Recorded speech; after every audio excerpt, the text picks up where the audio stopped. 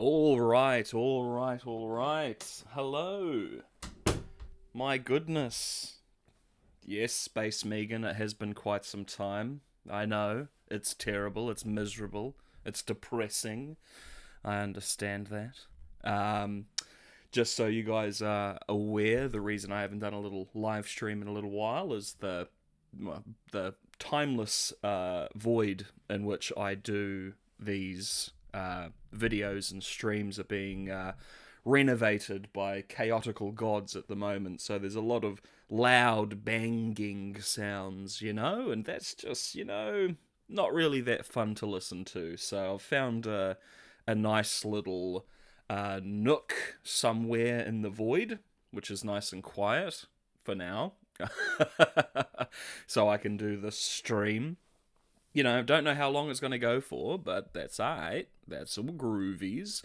But yes, no, we'll be jumping right into the what's next for Arcane, which, oh my goodness, isn't that just so exciting, guys? Arcane. Everybody loves Arcane, and everybody's just so excited for what's going to happen next. So, we've talked about Demacia, we've talked about Noxus, and now, today, we're going to be talking about Ionia.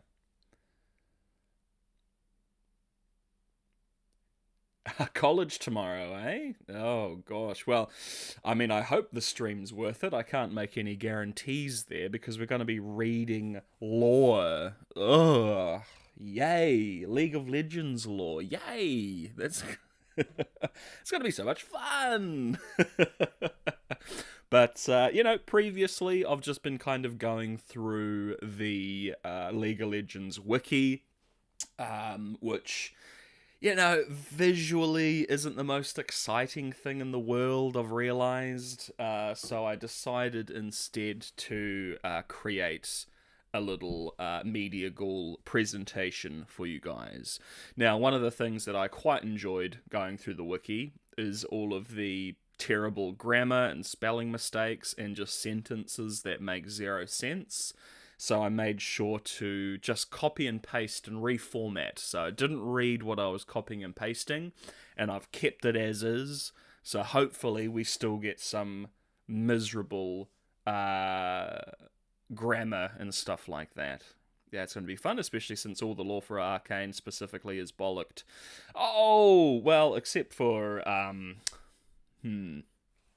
Except for,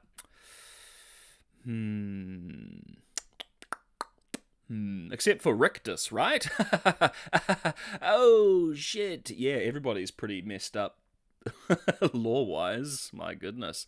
Ionia lore is definitely going to change for... Oh, 100%. 100%. And I have a slide dedicated to that very thought. So you are correct. It doesn't matter how much of this stuff we read, it is all subject to change, as we've figured out from Arcane Season 2. And 1, to be fair. But then the thing is the things that they made up and changed in Season 1 was actually, good, So it didn't really matter. But the Season 2 changes are just, quite cringe. Quite cringe indeed, indeed. So let's get rockin' and rollin', zippin' and zappin', dunkin' and divin' into this. Because, Space Megan, you've got college tomorrow, so I'm not going to keep you up too late, but this is very important stuff. Obviously, everybody knows this. Everybody knows this. So, as per usual, we're going to go through the lore and canon and history events of Ionia proper, and then go through all of the characters. And hopefully I can read what I've put on the screen, because it's very small. Anyway. So, Ionia. In original Vestaean nomenclature, the First Lands is a land of unspoiled beauty and natural magic. Oh my god. Its inhabitants living in scattered settlements across this massive archipelago are a spiritual people who seek to live in harmony and balance with the world. There are many orders and sects across Ionia, each following their own often conflicting paths and ideals. Self-sufficient and isolationist, Ionia has remained largely neutral in the wars that have ravaged Valoran over the centuries, until it was invaded by Noxus. Dirty buggers over in Noxus, oh my goodness. This brutal conflict and occupation has forced Ionia to reassess its place in the world. How it reacts and the future path Ionia will follow is, as of yet, undetermined. However, animosity against Noxus has led to militarization and vigilantism. Thirst for the dark arts is on the rise. Oh my goodness. But I mean, when I think of Ionian characters, like, I feel like most of them, if, like, nearly all of them apart from, like, Zed, are super chill. But alright, we'll figure what they're talking about there in a little bit, I guess. Lore. Is that an I? Oh my god. Ior. I think that's meant to be an L. Lore. Surrounded by treacherous seas. You can't trust the sea, mate. You can't trust the sea as far as you can throw it, if you know what I'm talking about. Ionia is composed of a number of allied provinces scattered across a massive archipelago. Peaceful world invaded by Noxus. Wonder how they're going to react to Ambessa's death. Ambessa's death. Is Mel going to bring peace between them, since she clearly couldn't do that with Piltover and Zorn? Because, yeah, so, like, we've got the old demon crow. So I'm wondering if we are setting this pre-invasion, and then Swain is going to invade Ionia, and then he's going to get the visions from Raum, the demon, which is in the Crow, that we saw at the end of Season 2. And then we're going to go into, like, the Swain stuff, and, I mean, I have no idea. Or, as you say, is Mel going to go there and be like, oh, come on, guys! Stop being so goddamn cringe and invading everybody, guys! And then Noxus are going to be like, oh, duh! I didn't know that was bad. Oh, we're just trying to spread the name of Jesus Christ. Yeah, I've got no clue when this is going to be set, but, you know, we've got Raum out there doing his thing. So, you know, that means Swain is going to, or already has had his visions and stuff like that. So I don't know. Known to many as the First Lands. Since Ionian culture has long been shaped by the pursuit of balance in all things, the border between the material and spirit realms tend to be more permeable here, especially in the wild forests and mountains. Yeah, so the spirit realm. So we're gonna see, like, a burnt up, messed up Heimerdinger at some point, because, you know, he got blattered, but he zippy-zapped to the spirit realm, guys, because Yordles are immortal. Obviously, guys. That is a disgusting coffee. Oh my god. I'm just gonna have to drink that, though. Oh, that's miserable. Although these lands' enchantments can be fickle, its creatures dangerous and fey. Its creatures dangerous and fey, for many centuries most Ionians led lives of plenty. The warrior monasteries, provincial militias, and even Ionia itself had been enough to protect them. My lord, how many more characters are the writers going to form well and them up? What? Oh, damn, forgot Heimerdinger. Yeah, I feel like most people, like, immediately forget Heimerdinger existed after he dies in Season 2. Yes. But, I mean, like, we've got so many characters, and it's kind of funny, right? We've got so many characters to choose from. Mess them up. Sorry, too tired. That's alright. Space Megan, you can go to bed I give you permission to go to bed anytime, but I will judge you for the rest of your life. And it's kind of funny because, like, they have such a huge cast to draw from. And look, I'm really talking about Season 1, here, right? Season 2, but like season 1, the characters that they invented for the show are all so good, right? Like, obviously, you've got the characters from League, which are done really very, very well in Arcane Season 1. But then their original characters are also great. So it's like, you've got this bizarre mix, because Zorn and Piltover, in the League sense, they don't have a huge roster to draw from. But when we're looking at Ionia, Demacia, and Noxus, that is a huge, huge roster to choose from. Every character has their own little side characters and things like that branch off their history and their story. Like, it's going to be unfortunate because they're not going to have much space to just kind of make up their own. Like, again, like Silco. So a character like Silco, before he turns into a little simpy twink boy for Vander, was incredible. Yeah. But yeah, we'll see. We'll see how it goes. They have a lot of opportunity to ruin many characters, Megan. Space Megan. Don't you worry. Don't you worry. But that ended 12 years ago when Noxus attacked the First Lands, when the Fire Nation invaded. The Empire's seemingly endless war hosts savaged Ionia, and were only defeated after many years and at great cost. Oh, spoilers, bro! So Ionia beats them, bro. Spoilers. Now Ionia exists in an uneasy peace. Different reactions to the war have divided the region. Some groups, such as the Shojin monks or the Kinkau, seek a return to isolationist pacifism and pastoral traditions. Other more radical factions, such as the Navori Brotherhood and the Order of Shadow, Zed's Boys, demand a militarization of the land's magic to create a single, unified nation that can take vengeance on Noxus. The fate of Ionia hangs in the delicate balance that few are willing to overturn, but all can feel shifting uneasily beneath their feet. What? But all can feel shifting uneasily beneath their feet. Yikes. Brainwave. Would Noxus still follow through in taking Warwick?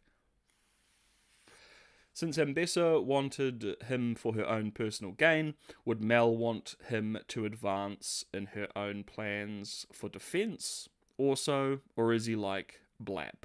Well, like, he can't be blitty-blatted, right? Because the Arcane is canon, right? And he's in the game, and he's not a bloody gargoyle man in the game. Unless, of course, we're going with the idea that the summoners can summon in characters from any point in the timeline, in the, 10,000 years or whatever. Which I do think they can do, right? Because you've got characters that lived, hundreds, if not thousands of years ago, that are fighting characters that are alive, today in the game. But I don't know why Mel would give a shitty witty, right? Because, Ambessa is searching for weapons, incredible weapons, to combat magic users and show her strength and blah, blah, blah, blah, blah. But with Mel being a magic user herself, would she need that? Right? She's got the Solari blood. She's like an angle, a light angle, angel powers, Yeah. I don't know. I don't think she would. I think if anything, they'd do Jinx escaped. Like I said in my breakdown, Jinx survived and she escaped. And oh, by the way, Warwick also survived and escaped, by the way. And it's well, what was the point of any of that? Gee willikers, man. That will be hilarious if both of them just survive. Then, the punch at the end of Season 2 is just a cringe waste of time. Kind of like the entire season. Ooh. Anyway. History. Isn't that just gorgeous? Ah, China, Japan, Asia. Ah, isn't it lovely? Birth of the Vistaya, who are the furries, basically. the League of Legends furries. The Vestaya's origin can be tracked down to a hidden corner of Ionia. The mortals lived in harmony with nature until a race of titans came from the skies and waged war against them. Most enlightened mortals taken the power of the spirit realm into themselves, becoming the oh my god, this is some Dune verbiage shit. Becoming the Vestaya Shiree to defeat the Titans. Initial generations of Vestaya Shiree were deathless and held immense magic power. Deciding to live among their mortal kin, their future descendants would start mixing with mortal kin and be known as the Vestaya, a blanket classification for any number of species of chimeric chimeric creatures. Over time, the varied offshoots began to settle in different regions and naturally adopted different forms. Simian, avian, even piss. According to the creatures which most embodied their strongest characteristics. Many Vistara later migrated to faraway lands outside of their original home of Ionia. Wow. So the Titans attacked, like Attack on Titan, and then a bunch of furries showed up and saved the day and then bred with all the humans. Isn't that like the dream of the furry community? Oh, y'all have some backing with Riot, man. That's crazy. Oh, not the God Willow. Oh, no. The friggin' God Willow, guys. Destruction of the God Willow. Some of the, oh my god, Vestaya Shiree resided in... You said El Gaib. Resided in the sacred grove of... We're going to be getting some verbiage today, guys. Of Omikayalan, the heart of the world. In its centre stood the God Willow. This massive tree, dripping with long gossamer leaves that shimmered with golden green light, was of immense importance to both human Ionians and the Vestayan people from the continent, who guarded the tree from anyone who wished it harm. Unfortunately, the tree was destroyed by an invading war party from the Freljord. Oh, the goddamn Vikings came and burnt the tree down. My goodness. That... Isn't that something that, like, happened in real IRL in history? I'm just trying to think. There was, like, a... No, I can't even think of, like, who was involved, but there was, like, the city, and then there was, like, this sacred tree to, like, these, like, quote-unquote Viking people, and then, like, the people in the city burnt the tree down, and then the Viking people attacked the city, or vice versa. Anyway, it doesn't matter. It doesn't matter. Its leader transformed by its natural energy into a being known as Ivan Bramblefoot, the Green Father. Oh my goodness. Unfortunately, the tree was destroyed by an invading war party from the Freljord. Its leader, so the Freljordian leader, transformed by its natural energy into the being known as Ivan Bramblefoot, the Green Daddy. Ooh, wow.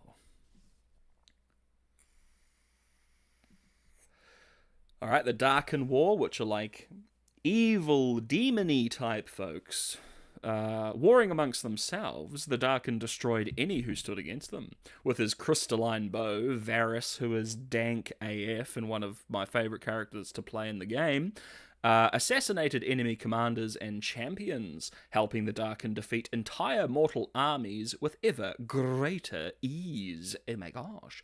Eventually, Varus was cornered by Vestaya Moonstalkers and human mages in service of a golden-armoured warrior queen of Valoran. They bound him within his bow, leaving him to howl in impotent rage. Oh, poor guy. That's why he's impotent. That's why he's so angry, guys. Yeah. By then, the raw corrupting influence of the Darkin was known, and yet still the Queen chose to wield the deadly weapon in the final days of the war, gladly sacrificing herself for a greater victory. In the months that followed, the Queen carried Varys to the First Lands, that's hard, those that would later be known as Ionia. Now made monstrous by the bow's power, her last act was to command her followers to bury her alive in a lightless well, sunk deep beneath a mountain temple overlooking the village of Pallas. Oh my gosh, that's so romantic. And there, Varys was imprisoned, both by natural magic of Ionia and the ritual ministrations of the temple guardians. The bow remained hidden for centuries, unknown, untouched, and all but forgotten. Poor guy, he's impotent, he's untouched, he's forgotten. Just gotta feel bad for old Varys, man. Oh, just knocked the microphone, sorry. The Golden Demon! My oh my. In desperation, the Council of Zuyan sent an envoy to beg Great Master Kusho for help. Upon hearing of the region's plight, Kusho feigned an excuse for why he couldn't help. What a loser, bro! Just help out your homies. But a week later, the Master, his son Shen, and star apprentice Zed disguised themselves as merchants and moved to the province. In secret, they visited the countless families emotionally shattered by the killings, dissected the horrific crime scenes, and looked for possible connections or patterns to the murders. In time, they journeyed together with their master to track down the infamous Golden Demon.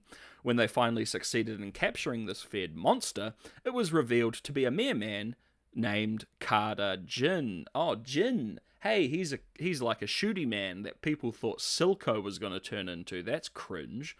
The young Zed marched forward with his blades held high, but Kusho stopped him, ordering that Jin be imprisoned in Tula instead.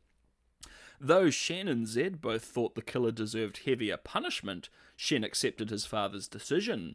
He strives to emulate the Eye of Twilight's dispassion, and so found himself failing to console a bitter and resentful Zed. Zed's gonna turn into a bad guy, guys. He's gonna turn into Shredder from Teenage Mutant Ninja Turtles, guys. And it makes sense. It makes sense. His broski and his broski's daddy didn't kill a guy, obviously. Alright, now we're getting to the important stuff, right? Because this is potentially, like, we are either going to have this in the new show, or the new show is going to start post this, right? So there's no way around it. From its formation, the residents of Ionia preferred to pursue personal enlightenment instead of waging constant battles with other nations. Wow. What a choice to have, right? This ain't China, by the way. This is clearly, I mean, this is obviously like East and like Asia and stuff like that, but yeah, this ain't no China, nor is this no Japan, nor is this no Korea, because all three nations have a lot of warfare and brutality in their history, as all nations really do. The militaristic nation of Noxus saw their weakness as an opportunity. Noxian spies began to trade aggressively with the Ionians, travelling through provinces to study its weakness and identify critical targets. Not long after, the war hosts set sail for Ionia as part of the long-planned Noxian invasion. As the central province of Ionia, the invasion began in Navori. Many villages and settlements fell, thousands of Ionians died as their magical artifacts were stolen to extend the life of their crazy emperor. What? Why does every place in League of Legends have like a crazy leader or ruler everywhere. Literally every nation, apart from probably the Spirit Realm, Bandle City basically, has like some nut job emperor leading things that needs to be like overthrown. Goodness me. This aggression forced the religious leader Karma, known for her peaceful teachings, to fight back. Across Navari, dissenting voices began to band together. A resistance was forming, one that would not rest until Ionia was free once more. OMG.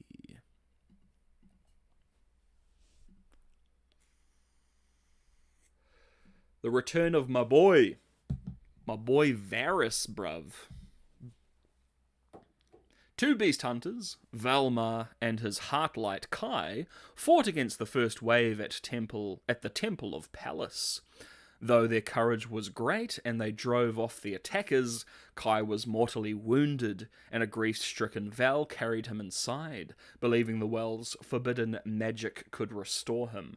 But the temple held only damnation, and both hunters were consumed by the unleashed power of the Darken within. Oh my god! The very matter of their bodies was unravelled and bound together again to craft a new body, a body fit to free Varus from. That's sick, man. That's awesome. That is, like, we could get, if we see that, that could be some amazing body horror stuff right there, if that's done well. That's so sick. The very matter of their bodies was a body fit to free Varus from his imprisonment. What emerged from the well was a gestal creature, pale and inhumanely beautiful, part human and part Darken. After more than 1,000 years, Varus was reborn. So because Varus is like over 1,000 years old, Mel is going to be able to like beat him in about 5 seconds, right? Like that's the standard that's been set from Arcane Season 2, right? Right? Right, LeBlanc, the Deceiver, yeah? Far out. The Order of the Shadows, Part 1, so Zed's, the Foot Clan from Teenage Mutant Ninja Turtles. Oh, that coffee is so disgusting. Why am I drinking that? I need the caffeine, though. Oh, that's terrible. The hunt for Jin left Zed haunted by his murders, and he began to struggle in his studies. The rising tensions between Ionia and the imperialistic forces of Noxus only worsened his disillusionment. Many of the provinces were occupied by the enemy. Despite this, the Kinkao focused on maintaining spiritual balance, and Kusho refused to fight back. Bro. Yeah, my lands a bit like my homelands are being ravaged by this expansionist fascist regime, but you know, I'm just gonna chill here and meditate for a while, you know? Bro. Ugh. Zed ventured deep into the temple's hidden catacombs, and there he discovered a black box. Oh my god. Even though he knew it was forbidden, he peered inside. Shadows enveloped Zed's mind, feeding his bitterness with contentment for the weak, and hinting at an ancient dark magic. Zed demanded the Kinkao strike at the Noxian invaders with every means at their disposal. When Kusho refused, Zed left the Kinkao order and their doctrines. He joined the growing resistance at Navari, and raised a following of warriors to resist Noxus. Any soul who threatened his homeland or stood idle in its defense was marked for death without mercy, including native Vistaya, who wavered in their allegiance. Zed urged his... Like, that is fair, though, right? Like, your like, kin bloodline of, like, ancient godlike furries that saved the lands, and it's like, yeah, I don't really, you know, I can just move, you know, like I'm a cute furry girl, right? I can just leave. I don't really need to like fight and die for Asia, right? I go to like Zorn and chill. Oh dear.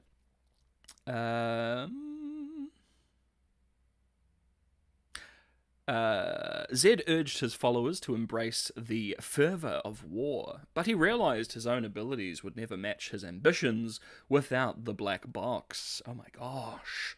What is in this black box apart from shadows? Is it like the black box from a plane that crashed and we're in like an apocalyptic future from like real times? No, it's a shadow box. Amassing his new acolytes, he returned to the Kinkau Temple, where Kusho implored his former pupil to renounce the shadows in favour of a more balanced path. Wowie zowie. Zed answered, bringing in one hand... Oh my god, Zed answered, bringing in one hand the black box, and in the other his freshly bloodied blade. The Kinkau fell in droves as Zed's warriors cut them down. Yeah, that's gonna happen when you're like, nah, we're not gonna fight. Nah, we're not gonna fight. We're just gonna chill and go, Om, and hope nothing bad happens. Gee willikers. He then claimed the temple for himself, establishing his Order of Shadow, and began training his acolytes in the ways of dankness. Because you gotta be dank, y'all. They etched their flesh with shadowy tattoos, learning to fight alongside shrouded reflections of themselves. Far from home, Shen felt an imbalance within the Kinkau Order, rushing... So he's like a Jedi. There's a... imbalance in the Kinkau Order. Rushing back, he came upon the survivors of the bloody coup. Repressing his anguish against Zed, he led the remnants of the Kinkau to safety in the mountains. Shen took up his father's spirit blade, as well as the title of Eye of Twilight. Following the core tenets, he began to recruit and train others, hoping to rebuild the Kinkau Order. Though Zed did not reconcile with Shen and the remaining Kinkau, now scattered throughout the provinces, they reached an uneasy accord in the aftermath of the war. There is either war, peace, darkness, or whatever the hell's going on over there. Ionia lore is weird. Yeah, I mean, it's like, come on, y'all. Your place is being invaded, y'all. Like, even Buddhist monks became fighters, you know? Buddhist monks had to become warrior monks, you know? Like, that is a very real thing. Like, I understand where they're trying to go with this, but it's also like, guys, y'all could be a ferocious group if you just weren't homing all the time, you know? Goodness gracious me. Oh, the Battle of Bard Mountain. I know Bard. He's a little troll man. Noxian troops tried to capture Bard Mountain and obtain a valuable magical artifact kept by the locals. During the battle, the village sage was tasked with taking the artifact to one of the celestial shrines on top of the mountain. The Noxians mortally wounded him with arrows before he could reach the shrine.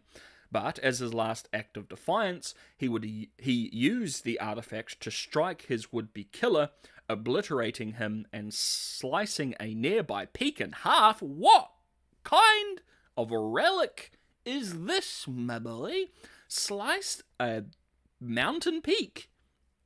My goodness. The Noxians mortally wounded him with I read that.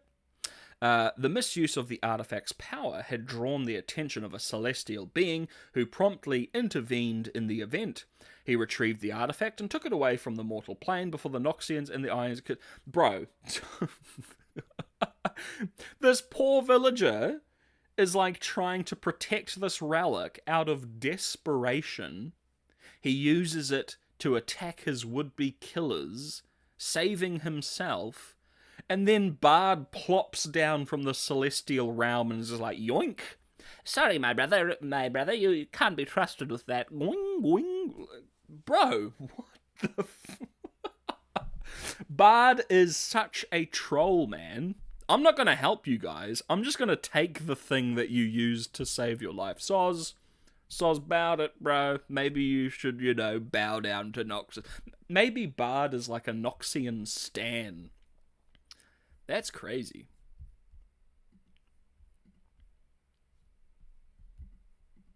There we go. Wasn't going forward for some silly reason. Battle of the Placidium. Oh my.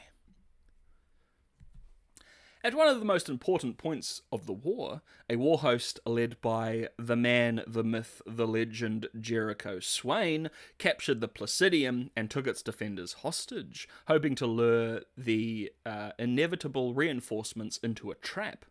But a 14-year-old girl named Aurelia unleashed the power of Ionia ancient dancers. Right? So you are this massive...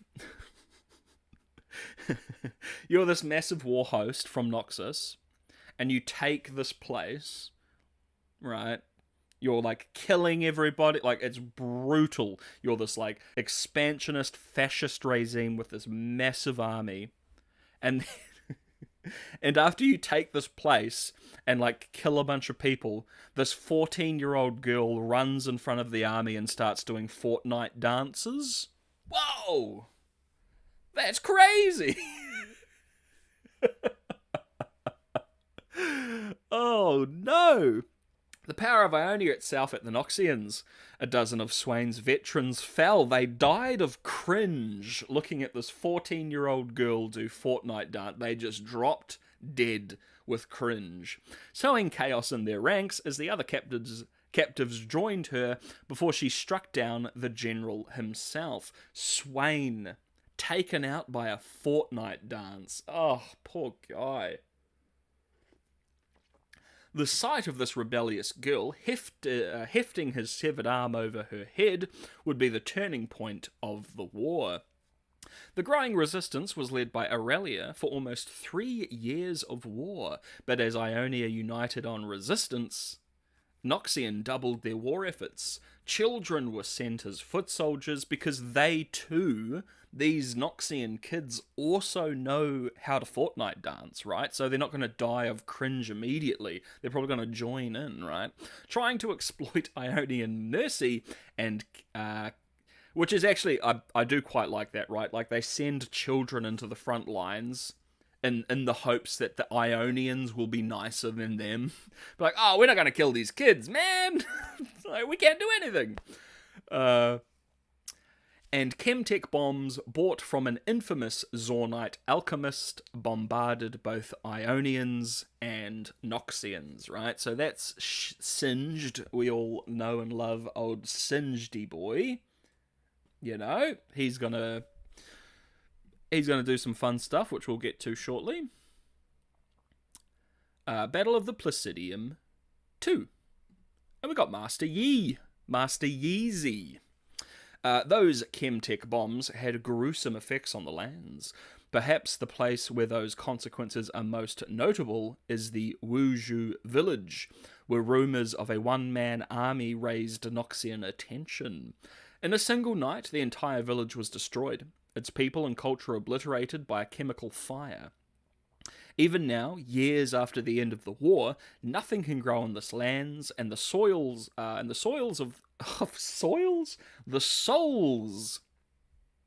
my goodness, of those who died on that horrible night lay trapped by the corrupted magics of their own land. Toward the end of the war, the resistance once led by Aurelia eventually split into different military groups, including the Navori Brotherhood, an extremist group who believed Ionia should unite and militarize itself, teaching all nations to fear Ionia. The Navori Brotherhood is one of many groups at constant civil war in Ionia, fighting each other almost as bitterly as they fought the Noxians. What's the point of that? Anyway, after almost 3 years of grueling battle since the Battle of Placidium, Aurelia triumphed over the killer of her family, Admiral Duckwell, at Dalu Bay. She left the leadership of the resistance, and shortly after, the Noxian warbands retreated from Ionia due to power shifts on their own land. Hello, Ladybug. How we doing? Yeah, so we're going through the lore and backstory of Ionia. We've done Noxus, we've done Demacia. Now we're going through Ionia. Those are the three locations that the Arcane showrunners are researching for their new show, so we can kind of get an idea of A, what might happen, and B, probably what is not going to happen, because they love to change everything. So we'll get an idea of the lore and all the characters involved before they change everything and make it all cringe and horrible. Isn't that fun? And this is all just copied and pasted from the League of Legends wiki. So it's coming straight from the source, but I've noticed that, the wiki admins and editors, because they're probably doing this for free, I don't want to harp on too much about it because that's absolutely chill. They're doing this out of love and passion, but they need like an editor to go through and fix up some stuff because some of the sentences are whack. Wacky quacky. Anyway, Admiral Ducktails at Dalu Bay. Alright. So that's the battle for the Placidium. The Dreaming Pool. Alright. Many years have passed since the Noxian-Ionian War, in which both sides never achieved complete victory. While Ionians were able to repel further Noxian invaders from the Heartland, Noxus still retained a few coastal territories. Among these was the island of Phalor, governed by a Vestayan turncoat named Kalen. Bro! Turncoat? You gonna turn on the Ionian people for Noxus, bro? Yikey quikeys. I've stumbled upon some crazy things in the wiki. I hope to stumble onto them myself as well. Yeah, there was some, again, it's nothing crazy. It's just some of the sentence structure and the grammar is, whack. So when you're just reading through it, you, have to stop and go, what are you trying to say? But it's chill. Again, they're doing it out of love and passion, so it's fine. But yeah, there is some pretty whack stuff on there. Several Ionians that once called this island their home infiltrated its Noxian fort, formerly a monastery, in the hopes of reaching Dale Ari, the Dreaming Pool, and kill the immensely powerful mage who was imprisoned inside decades before. That's rat. Okay, she was being guarded by Noxian forces, who the Ionians feared would accidentally release her and her power. So I'm picking this as a bad person. Oh, Syndra! Yeah, it's a bad person. Their mission proved unsuccessful. Syndra was released, and Phalor was all but destroyed. Its fortress lifted from the ground by the now freed Syndra into the sky and moved northward to an unknown location. That sucks. That sucks for the Ionians, the Ioniasians. Alright, the second Noxian invasion, which very much like this potentially, either will be like the lead up to and then shown in the show, or potentially starting the show here. And this is all we got for it as well. In the near future, Noxus will start its second attempt to conquer Ionia, with Sion joining the cause. They are met with a resistance led by Irelia in a seaside village. Sion manages to overpower Irelia, while the Noxian army is decimating Ionian farmers, but the arrival of Akali, Karma, Keenan, and Yasuo ultimately turned the tide of the battle, which this is just from a trailer. They did a cinematic trailer yonks ago, which involves this little conflict. But, as we read before, all Aurelia needs to do is start doing her Fortnite dances. And then boom, battle solved easily. It does suck, Ladybug. Sucks for the Ionians, at least. So that's the very brief history of Ionia. It's got some magic stuff, it's got some spirit realm stuff, It's got some fun, it's got some games, it's got some cringe. I won't lie. A little bit of cringe there, but that's alright. Everybody's got a little bit of cringe every now and then, right? So now we're going to go through each character or champion from Ionia, going through their backstory, their history, all of that kind of stuff, seeing who would be interesting to see in a new show, right? Hopefully. I mean, I was interested in seeing Jinx, and then, Season 2 happened, and then Jinx turned into just some vanilla-ass, plain-ass... Oh, God. Anyway, we're talking about future shows here, guys. Ari. Innately connected to the magic of the spirit realm. Oh my god.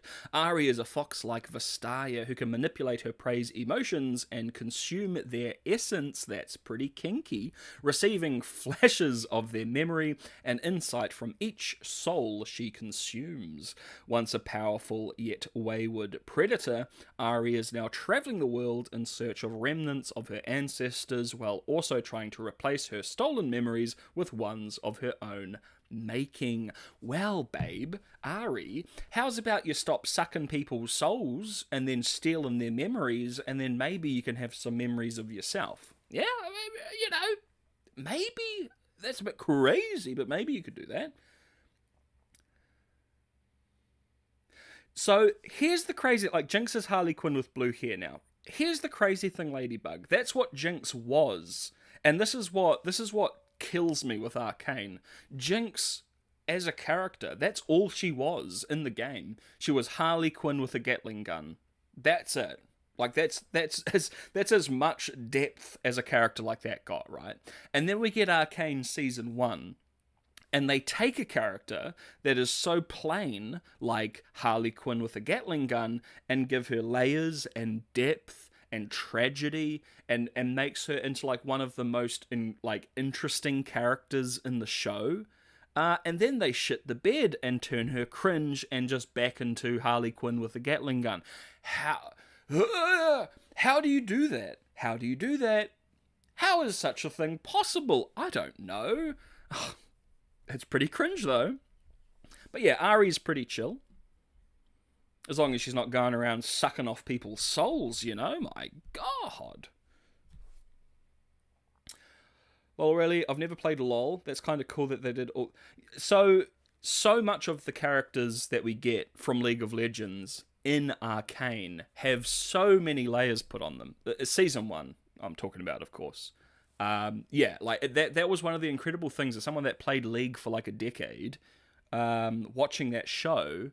being like, holy crap, they've taken a character with a few paragraphs of super basic, plain background, who is just a stereotype, a quirky, crazy lady that says quirky and crazy things, and she likes killing people, and they turned her into the Jinx character that we knew and loved in Season 1. And then, yeah, as I said, just shat the bed completely. Ari's earliest memories of her growing up among a pack of ice foxes in northern Shenzhen. Though her true origins are unknown even to her, she was accepted by the pack and considered one of them. Though she was a Vastaya...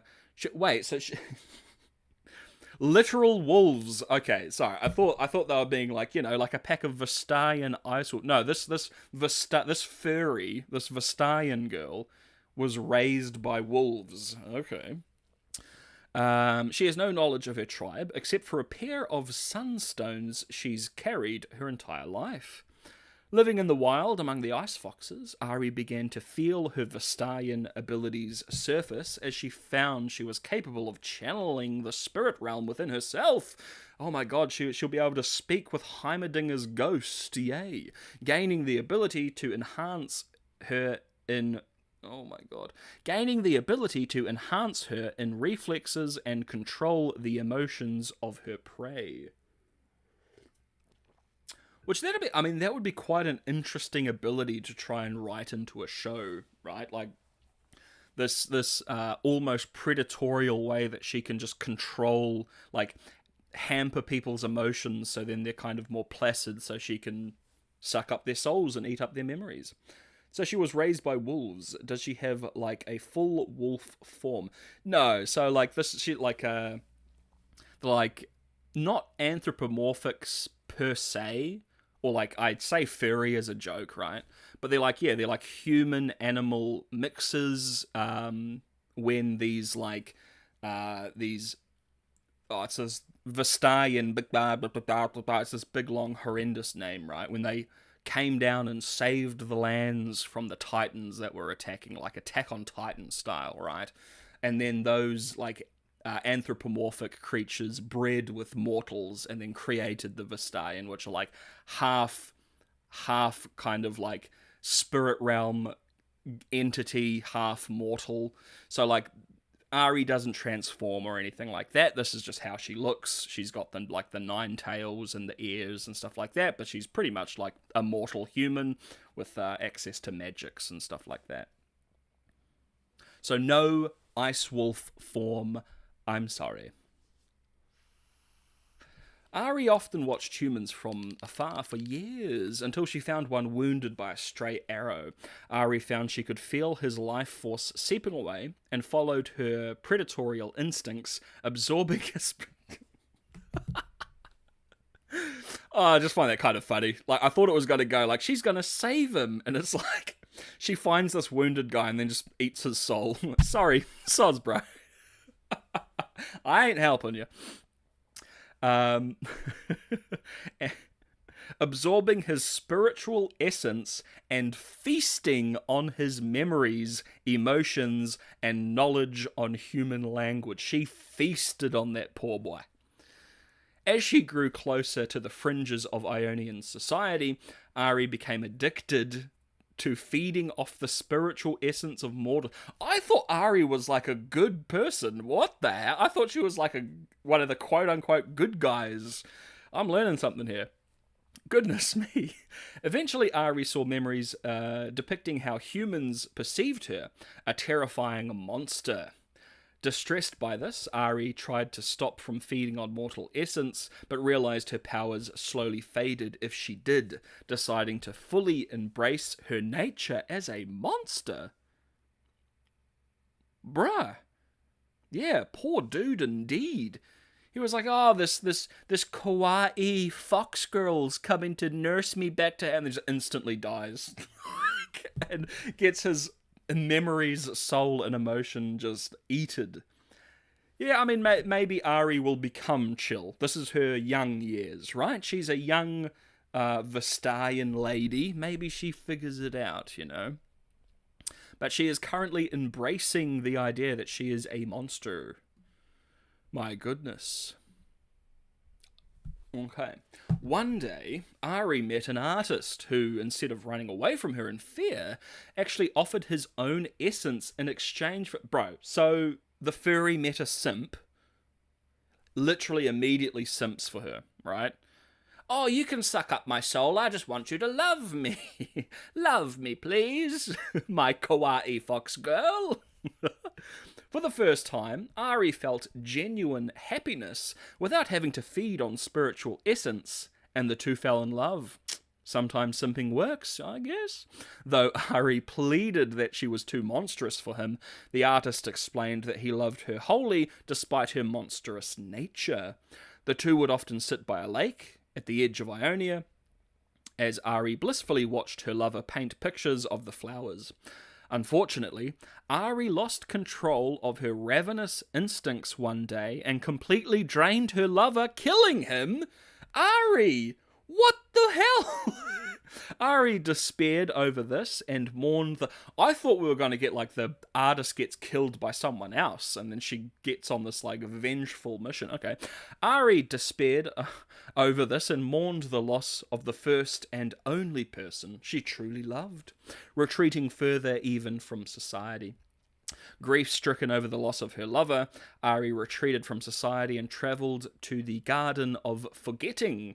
Here, she wished to erase all the troubled memories she stole during her time as a predator, especially those of her dead lover. Yeah, you're right. Yeah. She ate him up. She ate that simp up. Yeah, I mean, and he was too busy simping to realize that, he was simping for a predator. It'll get every young man. It'll get every young man. Oh. Yuck. Alright. Ari background 3. Oh my gosh. That's really small writing. Here she met a mysterious old woman tending to the garden. Ari recognized this woman as the garden's caretaker, known by the names such as the Eater of Secrets, the Forgotten, or the Witch Gardener. Ari referred to her... Oh my god, these names! Ari referred to her as the Igalia. Igilia, the Ionian word for great-grandmother, and begged her to show her how to forget the painful memories of her lover. The gardener warned her that forgetting these memories was a worse fate. But so we're doing it's better to have loved and lost than never have loved at all. That's Ari. That's her whole backstory. Okay. But reluctantly agreed to help Ari, handing her a budding snow lily and instructed her to breathe into the flower and think of the memory she wanted to get rid of. The flower, while trying to consume the memory, caused Ari to relive the death of her lover through painful visions. Oh, that's sad, making Ari realize that she didn't want to lose these memories of her beloved, as removing them was far worse than living with the pain. Yes. Attempting to pull away, Ari felt suffocated by the unnatural perfumes of the snow lily, and saw hallucinogenic visions appear as a result of it. After hallucinating in the garden, she regained her senses as the gardener stood above her, asking her if she managed to keep the memory before the flower took hold. Ari explained that she did, despite it seeming cloudy, as the gardener quietly urged Ari to leave the garden before it takes her, as it did with many others who visited it before. As dark vines as snow lilies began to overgrow and cover the exits of the garden, Ari managed to escape with her Vestayan reflexes and decided that she would from now on live from her past pains and experiences rather than regret and attempt to forget them. Me oh my. He should have, listened to her and left so she wouldn't eat him. Then she wouldn't have to feel this way. Yeah, but he's thinking about the thing between his legs, Ladybug. He was simping hard, Sometimes young men, especially artistes, they get blinded by the simping, Hey, let's be frank and beans here. If you're a young man and this gorgeous fox nine-tails, half bloody fox, half woman approaches you, you'd probably be like, Zazinga, baby! You'd be like, let me pinch you like one of my French girls, Ari, please. Because we know from Arcane Season 2 that France exists in Runeterra because they talk about drinking champagne. So we know that French exists. She could be painted by one of them French girls, These names, man. Omikayalan. Wishing to find a solution to control her abilities and her predatory instincts, Ari became consumed with learning more about her origins and her mysterious Vestayan tribe. Her travels through Ionia eventually led her to Omikayalan, the once sacred grove of the God Willow, which was destroyed. Yay! A legendary and magical tree that had been cut down thousands of years ago. Holy crap. Because in the Ionian history, it just breezes past that, and then it skips 1,000 years. We've got 1,000 years of nothing. Alright, that's fine.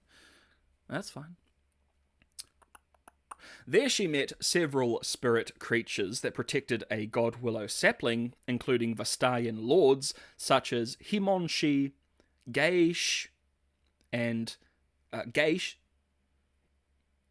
Okay, so these are separate cases. Himonshi, Gaish,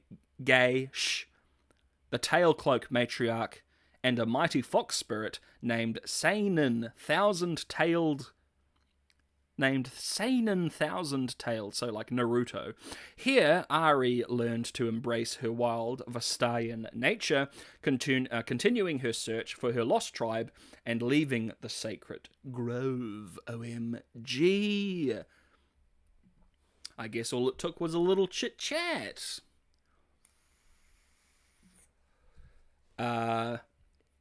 Yamelo's Sunstones. These names are going to drive me crazy.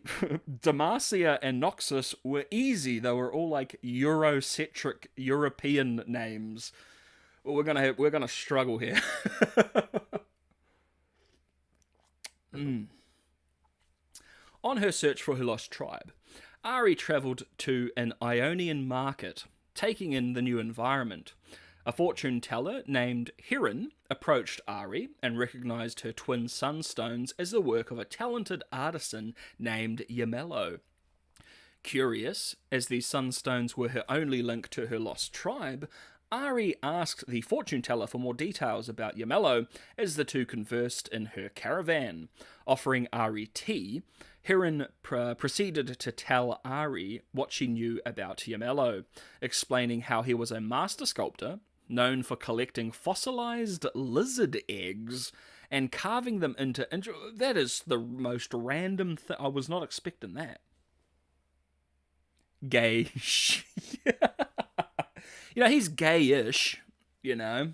He's not fully there, he's gay-ish, you know. But that's random. I'm a sculptor, you see. I'm a bit of an artisan, and I like to go around collecting fossilized lizard eggs and shaving them down into intricate shapes, you see. That is autism artistry right there. Like ancient autistic artistry. I only like my canvas is fossilized lizard eggs, actually. Oh my. Ari's sunstones were a very particular beauty to Hirin, as she explained that his stones were typically built to be small pieces fitting into a larger sculpture. As the conversation went on, Hirin pulled out a hunting knife and revealed that she slipped a paralysis potion into Ari's tea, bro! Can't go anywhere without getting bloody drugged, mate. My God, nowhere's safe. Leaving Ari unable to move or pounce as her limbs completely froze. Oh my God, Hirin sought to cut off one of Ari's tails as they were useful ingredients for her potions as seen. But she's like a person, man. She's not like... Bro, this is a human being. Not some friggin'... Oh, it's just like a fox. You know, it's just like a foxtail. Gee willikers, man.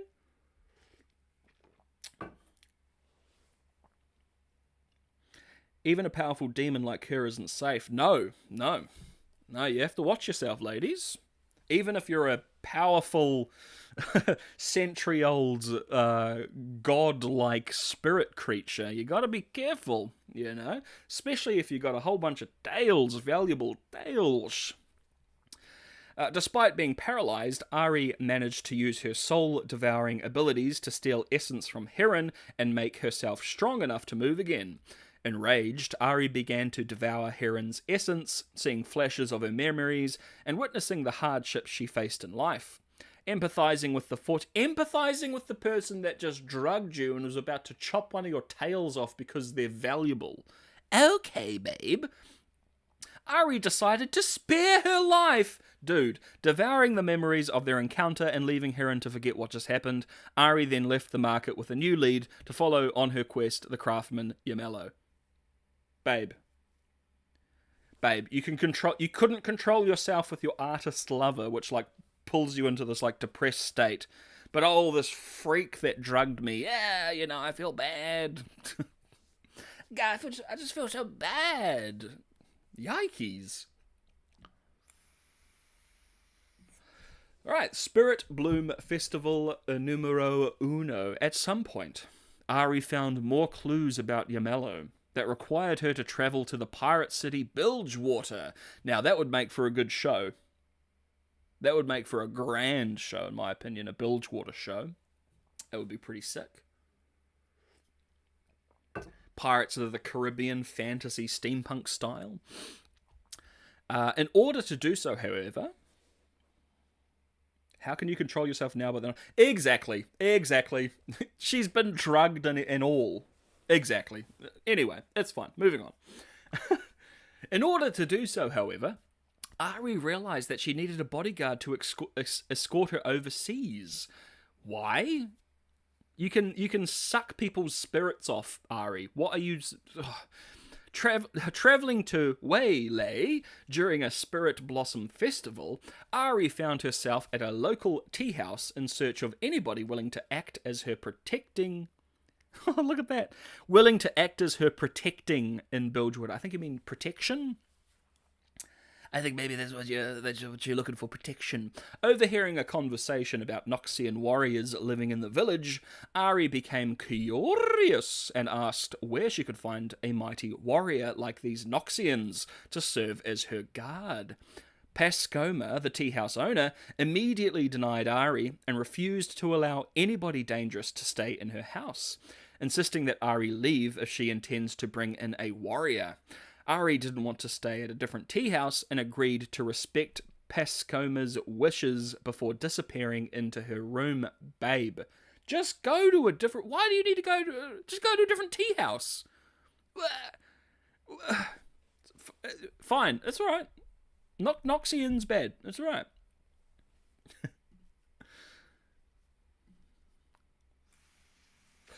During the first night of the Spirit Blossom Festival, a massive feast was hosted at the tea house as even Ari decided to join in the festivities. During the dinner, Ari talked with Pascoma's granddaughter Satoka, who mistook Ari's fox-like appearance as a costume of the Gatekeeper, a mythological Ionian spirit known for guiding the dead souls during the festival. The two got into a heated discussion over Ionian culture and mythology, as most notably about a spirit named the Taker. As Pascoma's spouse Iturin began to serve dessert to the tea house guests, Ari used her mind-altering abilities to convince him to let warriors into the tea house. Oh my god, Ari, so instead of just going to another tea house, another inn, literally going anywhere else, you change the mind, like you use your magic to infest this person's mind and force them to change their mind? What? Bro. The Take is such a very original name. Very original name. Just give me 1 sec. I'm going to mute for 1 second while I take a bite out of my muesli. 1 moment. Uno momento, please. So you don't hear my munching into the microphone. 1 moment.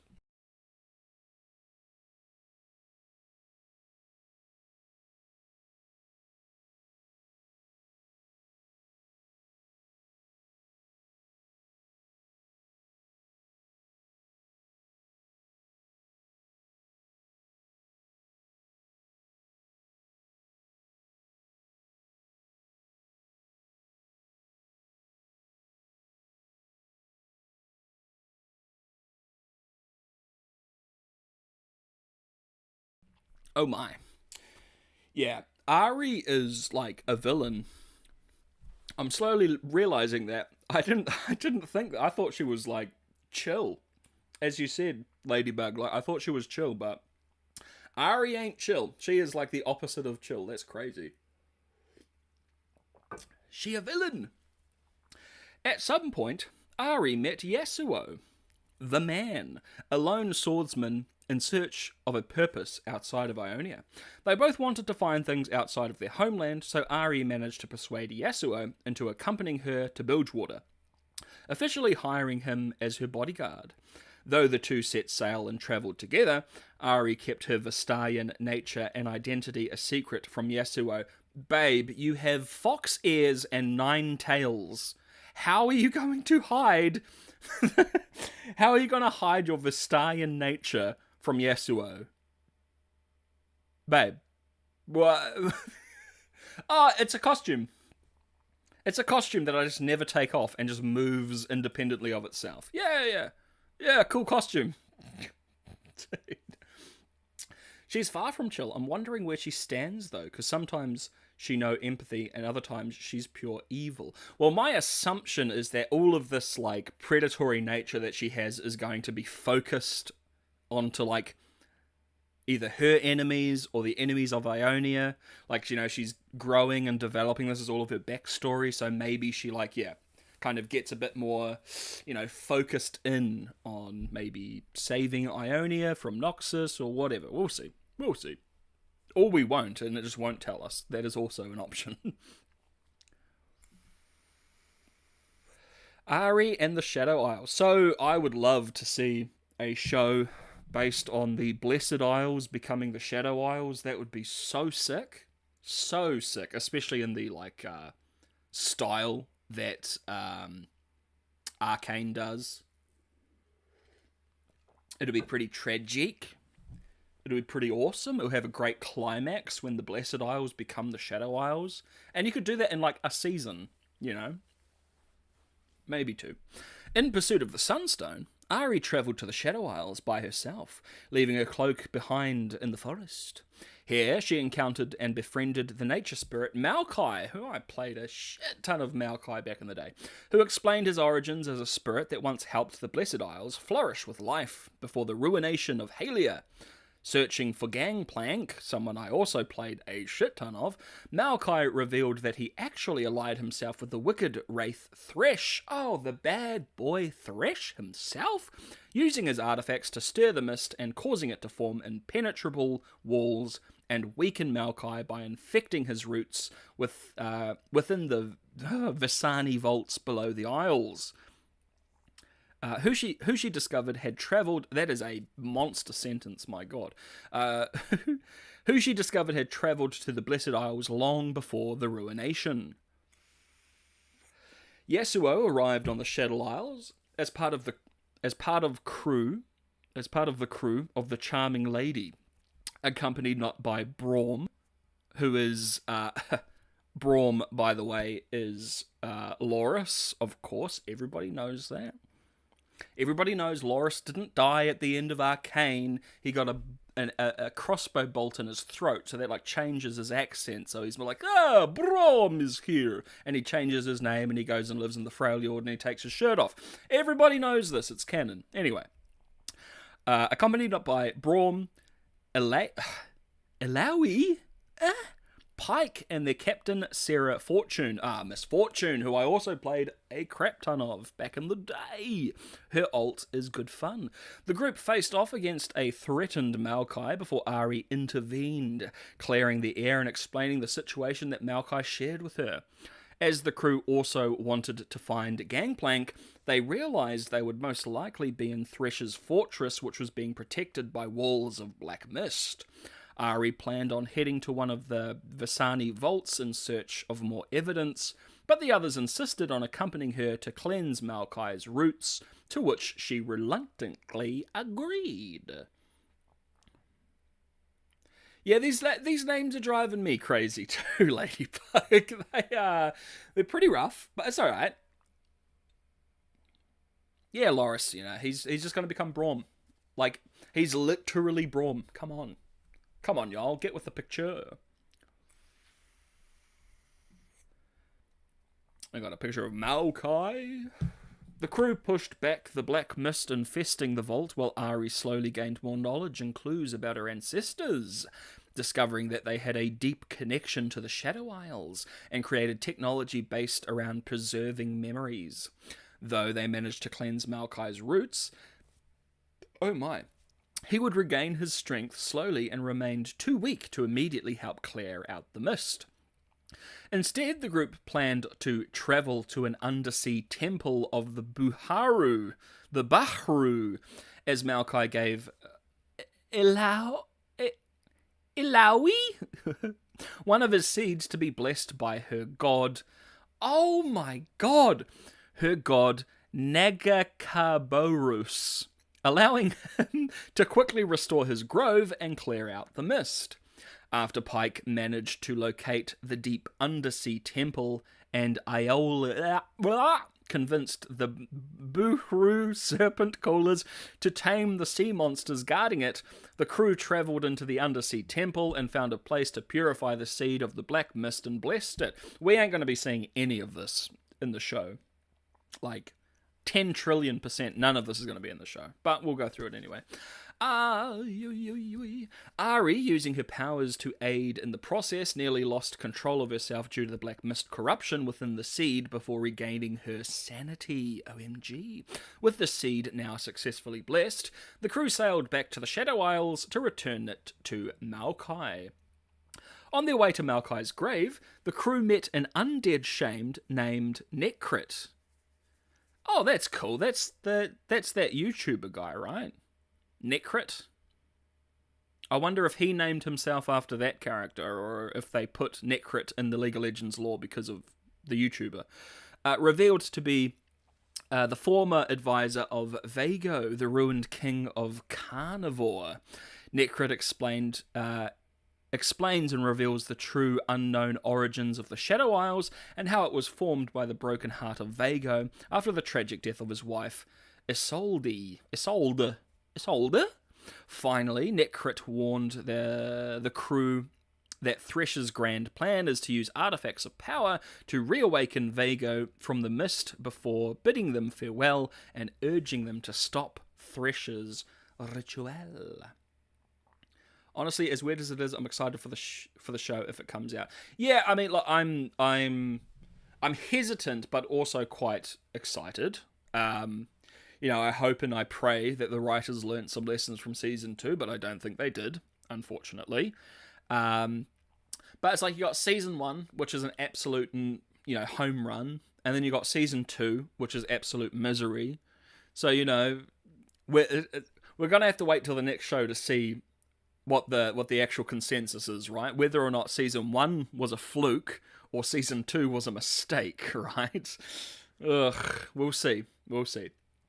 Wish I could stay, but I got college tomorrow and a midterm coming up. Didn't study yet. Oh, we best get to studying, Ladybug. That is no problems at all. Thanks for jumping on in and commenting and all of that sort of stuff. You got to focus. You got to focus down and pass your college studies, mate. It's important.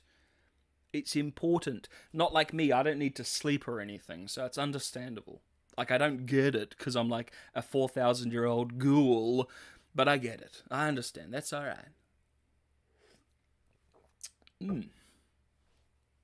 But yeah, study well. Hope you have a good night as well.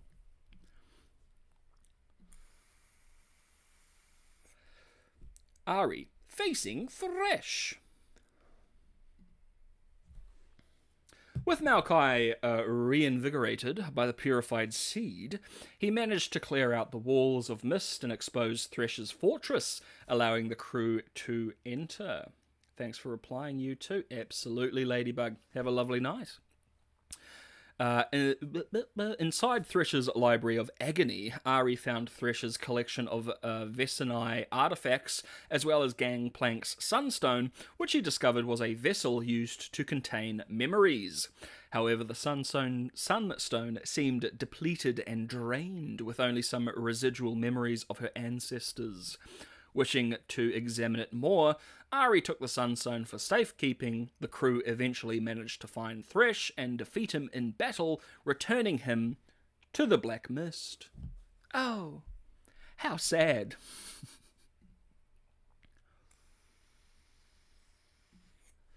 Oh my, return of the ruined king.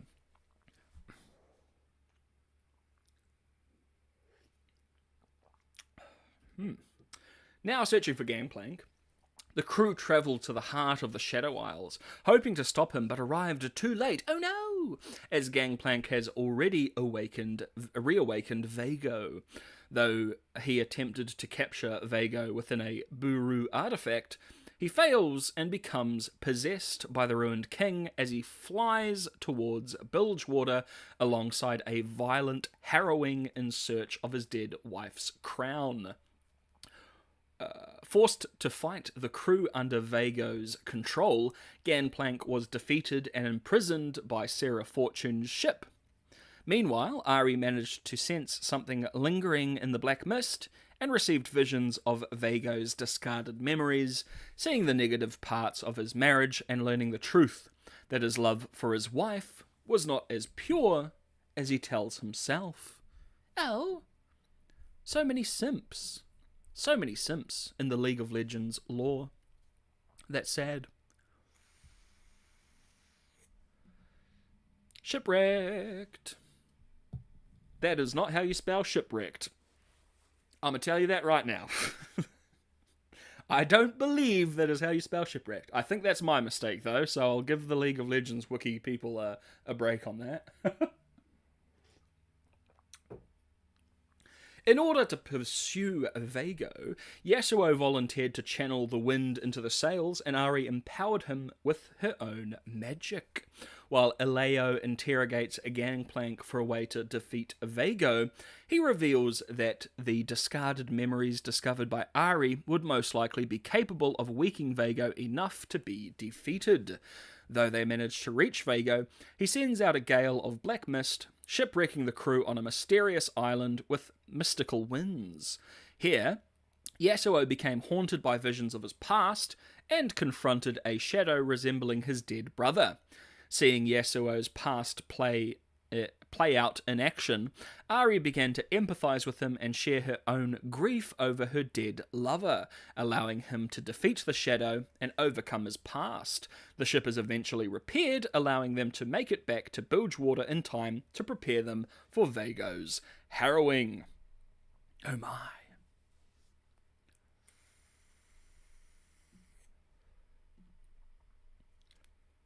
The Vasani Vault Guano. The crew make a plan to have Ari weaken Vago with his own discarded memories and imprison him within Gangplank's Buru amulet, but it had been corrupted and damaged in the fight. Oh no! Learning about an ancient Buru forge located underneath the Shadow Isles, the crew planned to take the amulet there and have it repaired. Once they land at the Shadow Isles, they are once again confronted by Necrit, who reveals that the forge is located inside a Vasani vault with more evidence of Ari's ancestors. Inside the vault, Ari channeled the memories within her twin sunstones and learnt that her people were a nomadic tribe of Vastaya that specialized in studying magic relating to memories. Their nomadic lifestyle brought them to the Blessed Isles, where they became allies with the city of Halia and began to study the ethereal, hallowed mist that once protected the Isles. Learning to harness its power to enchant golems, technologies and other artifacts such as Ari's sunstones. The Vasani, however, became victims of the terrible ruination of Halia that ultimately created the Shadow Isles. After finding a facility capable of transferring memories into sunstones, Ari planned to transfer all research preserved by her Vesnai ancestors into a sunstone and finally achieve the answers she had been looking for. However, she is eventually forced to make a decision. Should she use the Sunstone as a vessel to hold the memories of her people, or to house Vago's discarded memories as a means to weaken him? Oh my.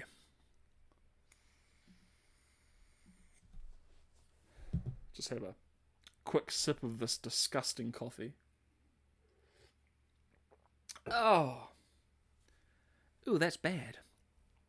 Ari, knowing what's at stake for the world, chose to store Vago's memories, causing the memories of her ancestors to fade away. Despairing over the loss, Ari was suddenly faced with the memory of her dead lover, who forgave her for what she did. He explained that her memories will always be with her, but that it's important to allow yourself to create new memories rather than dwell on old ones. Yeah, no shit! Yeah, no shit. Oh my god. He urges Ari to keep fighting and to help save the world before he finally fades away as Ari thanks him for the closure. As the crew managed to find the Buru forge underneath the vault, Ari joined the rest of the group as they bore their souls before Nagakaburos herself, battling the goddess's avatar and being found worthy of her help as the goddess cleanses the amulet. Oh my. One more quick little bite of muesli, one moment.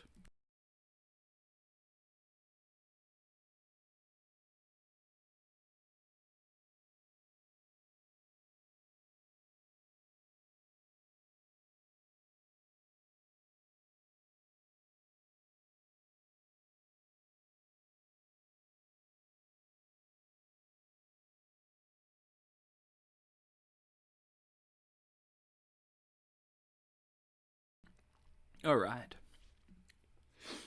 Are we still on Ari? We are still on Ari. Battle against Vago. Oh my. Now, and I want you to remember how many slides we have for Ari, because we're going to get to many characters coming up that have not a lot. So bear this in mind. Now, back at Bilgewater, the crew finally battled the Ruined King while Ari, wielding the Sunstone containing his discarded memories, used her magic to weaken Vago, forcing him to remember the twisted parts of his love for Isolde.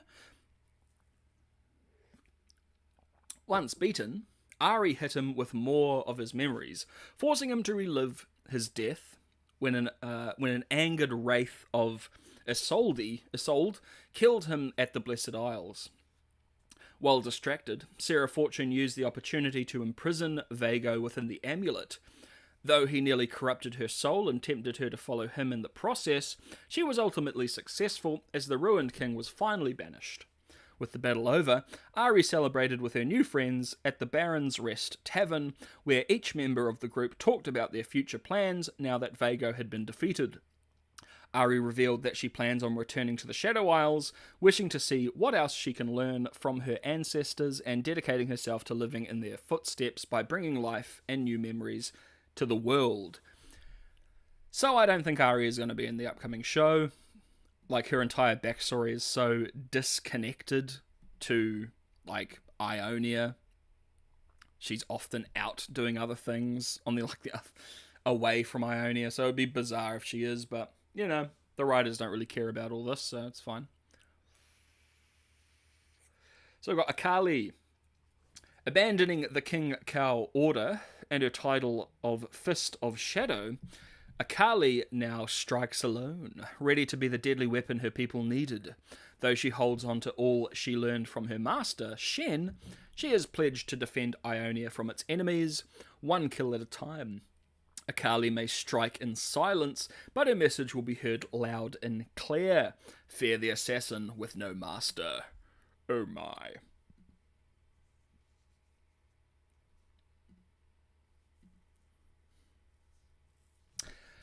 Akali was born within the King Cow Order, daughter to Tano and Mayim Joman Tithi. Mayim was the renowned Fist of the Shadow and one of the King Cow leaders in charge of preserving the delicate spiritual balance of Ionia.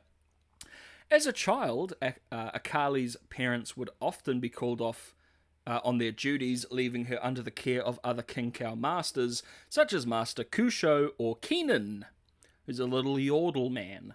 When in the care of Keenan, Akali would be taught many shuriken techniques and honed her skills in speed and agility.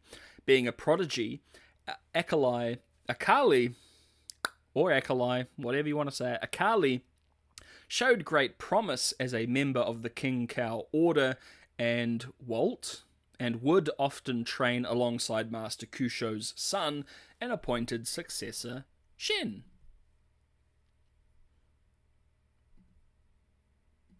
Alright, Shadow Order attack. During the Noxus invasion of Ionia, Master Kusho's adopted son and former student Zed returned to the Order after having left to participate in the war. With an enemy of his own followers, Zed planned to enact a violent takeover of the Kinkow Order and seemingly killed Master Kusho, transforming the Kinkow into the Shadow Order.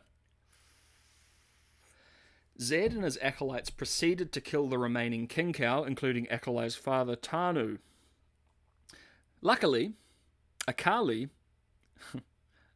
I'm just going to keep saying it in different ways, fled to a long-abandoned temple in the eastern mountains alongside a small group of other Kinkow, consisting of her mother Mayim, Kennen, and the new Eye of Twilight, Shen.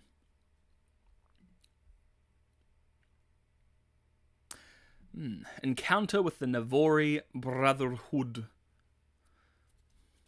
While training and playing games, Akali and the rest of the neophytes encountered a band of warriors from the Navari Brotherhood, an Ionian nationalist faction formed in the aftermath of the Noxian invasion, currently searching for people to forcefully recruit into their army. Akali and a group of neophytes hid in the trees, not wanting to lead the Brotherhood back to their Kinkow temple. Using a variety of tricks and traps, they managed to scare the warriors away by convincing them that the forest was cursed. In the process, the group accidentally angered a corrupted nature spirit that began rampaging and entrapping the neophytes in vines. Faye quickly tried freeing them, while Akali helped. Against Faye's orders by hastily running in circles around the spirit, distracting it. While Akali dragged some of the neophytes to safety, Faye was suddenly struck by the spirit and fell to the ground, becoming gravely injured and breaking her leg. At that moment, Mayim, Shen, and Keenan arrived just in time to dispel the spirit and save the children. Back at the temple, Akali was praised by her fellow students for her speed in saving them. When Faye woke up, she realized the severity of her injuries as she was missing a leg and unable to walk. When Akali tried to comfort her, Faye snapped at Akali, blaming her and angered by the fact that she disobeyed her orders. Hearing her distress, Mayim entered the room and confronted Faye, vowing to find a way to heal Faye's leg and allowing her to walk again so she can fight alongside her as her apprentice once again. Akali overheard the conversation, saw the kindness Mayim harboured for Faye, and tearfully walked off.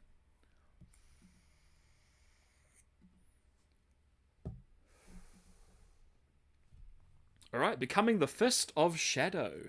At the age of 14, Akali formally entered her Kinkow training, determined to eventually succeed her mother in becoming the new Fist of Shadow. Though she possessed no magical talents like the other acolytes who would fill her role, she proved her worth of the title by sheer skill. Soon, May stepped down from her role as the Fist of Shadow and focused on mentoring the other neophytes, officially granting Akali the title as her successor.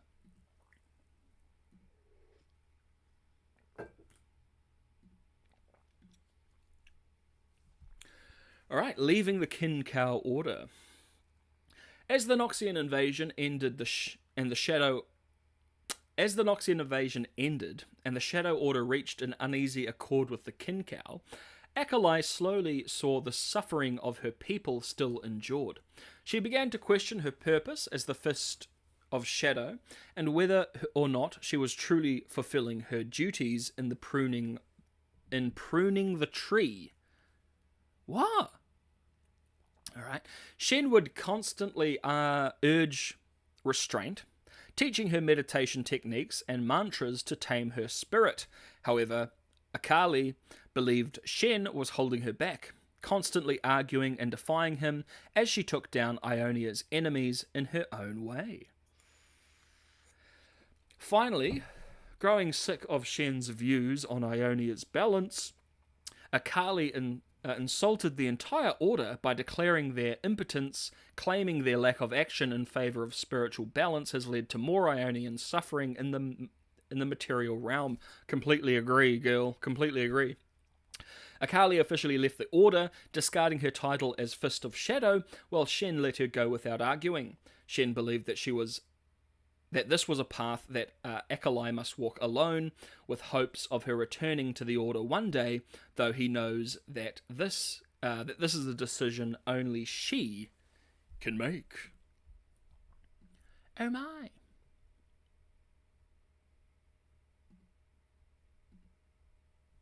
I think that's meant to be the councilman, like the councilman in Willy. Willy. In the coastal village of Willy, a hidden phantom port with mystical properties, Akali went on a mission to assassinate a councilman from Puboi. Puboi?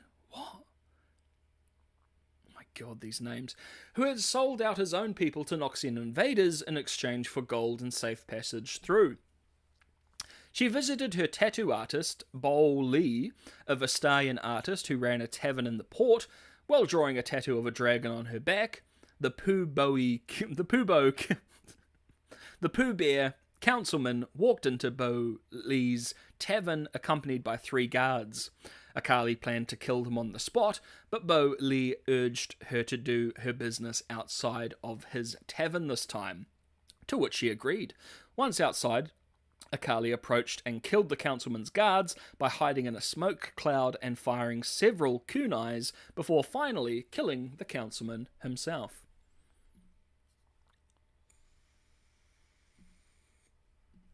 Reunion with Shen.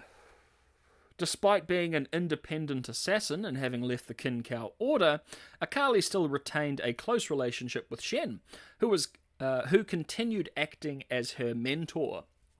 One day, the two came across a Noxian boy in the Navari province cutting wood from a guardian tree. While Akali plans to punish the Noxian with brute force, Shen suggests she can find a different approach. As the Noxian loaded up his cart, Akali arrived and broke the wagon's wheels with her shuriken, discovering that the Noxian is actually a young boy to Akali's surprise.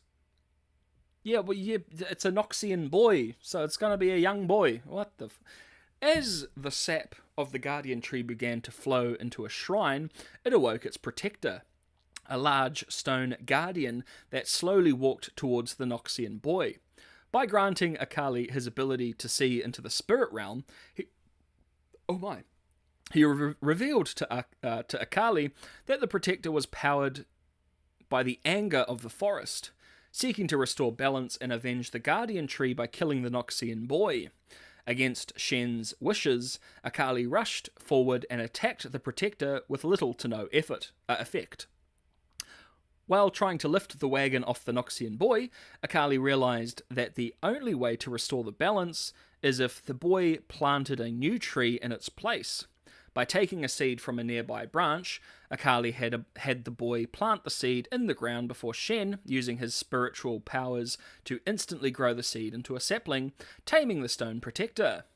Lifting the wagon off the boy, Akali gave him a warning not to harm the land as Shen used his powers to grow the sapling into an even larger guardian tree, wrapping itself around the shrine guardian. Wow. Wow. That's wow. Search for Z. 1.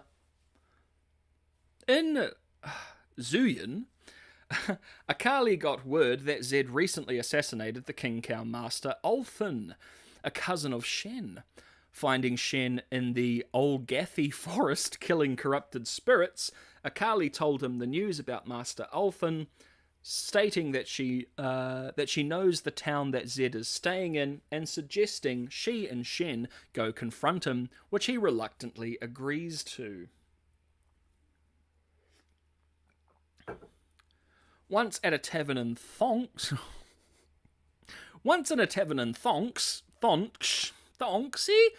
the two found out the innkeeper that Zed had already left and attacked a blossom field. The two found out from the innkeeper that Zed had already left and attacked a blossom festival before heading north to Shaul. Akali suggested they followed him, but Shen stated that he had to travel south to slay demons that had been terrorizing a village. Priorities, obviously.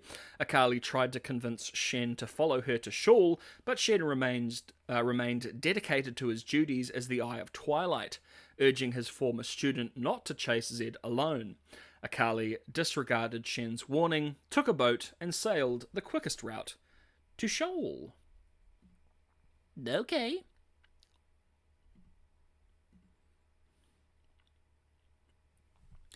Travelling to an inn near the Kin Khao Temple of Koshin, Akali found a group of Zed's acolytes disguised as Kin Khao, including Zed's apprentice Shida Khan. Kane told Akali that their masters were inside the inn, while Akali threatened them by calling a group of Kin Khao warriors to defend the temple. Zed then exited the inn, followed by Shen, who ordered Akali to let the Shadow Warder walk free, since Zed declared the code of Tuon, an honourable call for temporary peace that allows them to let each other walk free without combat. Akali, however, wasn't satisfied with just letting Zed go and dashed in to kill him anyway, which Zed easily avoided by shadow shifting away, while the rest of his acolytes quickly fled the Kin Khao temple. Angered by Akali's recklessness, Shen told her never to fight Zed and that he'll fight him alone in the future, officially declaring that the armistice between the Shadow Order and the Kin Khao has ended. So that which lasted about 5 seconds, alright. Shen eventually revealed to Akali what transpired in the inn. Zed came to warn Shen that a serial killer, Carter Jin, had escaped and that he seeks to bring him back to prison. Though Zed wanted to ally with Shen to capture Jin, Shen refused and insisted on catching Jin on his own without the help of the Shadow Warder, declaring that if he sees Zed interfere, then he'll personally kill him and finally settle their scores. Oh my. Alright, capturing Carter Jin. 1. Akali followed Shen as he investigated a trail of intricate clues in search for the murderer Carter Jin. Shen's investigation eventually led him to believe that Jin was working with the Kashuri faction, a radical nationalist group with ties to the Nabari Brotherhood. This trail led Shen to Nanthi, believing that the village elder was a potential target for Jin's murder spree. Once at the scene of the crime, Shen stopped Akali from looking at the corpses, stating that she simply isn't ready to see the horrors that Jin committed. But she's killed people. So, anyway, eventually Jin's traps activated as dozens of bombs hidden in the lanterns across Nanthi began exploding, killing many and causing massive damage to the city. Akali noticing the explosion from afar, vows to kill Jin for what he's done. Noticing a small ship in the distance and deciding that that's where Jin was escaping, Akali demanded to know where it was headed, learning that it was headed to Piltover. To Piltover, oh my. Deciding to follow Jin's trail alone, Akali set sail and eventually landed in Piltover. On her search for Jin, Akali questioned and interrogated many of the locals, which led her to the undercity of Zorn. Oh, we know those places, guys. Wow. Oh my god, is Caitlin down there? Is Vide? Oh my god. In Zorn, she learned that Jin had been attacking Piltover merchant clans that did business in exporting weapons to Ionia. By questioning the Piltover enforcers, Akali found herself at a theatre in the Zornite neighbourhood of Mistfloor, where Jin was said to have battled with the Feroz clan and their intelligence agent. So that's from a cinematic as well, from a few years ago. Pretty good cinematic too. At the theatre, Jin revealed an elaborate trap for Akali, wishing to make her the fourth victim in his disturbing art piece as three Piltovans hung from Ionian trees, strapped to machines. These machines began firing harpoons at Akali, who narrowly dodged them by tossing a smoke bomb before being hit unconscious by an explosive blast created by Jin's rifle. Jin, having anticipated Zed and Shen's arrivals, set a trap by tying Akali up in a tree, probably nearby, as a decoy of his. While Jin tried to kill the two of them with Zornite machinery, Zed managed to toss a shuriken at Akali, cutting her rope and freeing her from Jin's trap. While Jin was ready to fire a shot into Shen's head, Akali burst out of the smoke and punched Jin to the ground, grabbing his gun and preparing to kill him for his crimes, while Shen pleaded for her not to, as he needed to bring Jin to Ionia alive. Before she could kill him, Zed pushed her aside and grabbed Jin, demanding he tell him how he got out of prison. Jin simply replied with cryptic riddles, stating that Zed already knew who freed him before Zed threw Jin to Shen and Akali's feet, stating that their bargain was done as he quickly fled Zorn. Oh, this is going to be rough. I don't know how to pronounce this person's name. Hui! Hey guys, it's Hui here. Hui, I guess, I don't know. Hui is a brooding painter who creates brilliant art in order to confront Ionia's criminals and comfort their victims.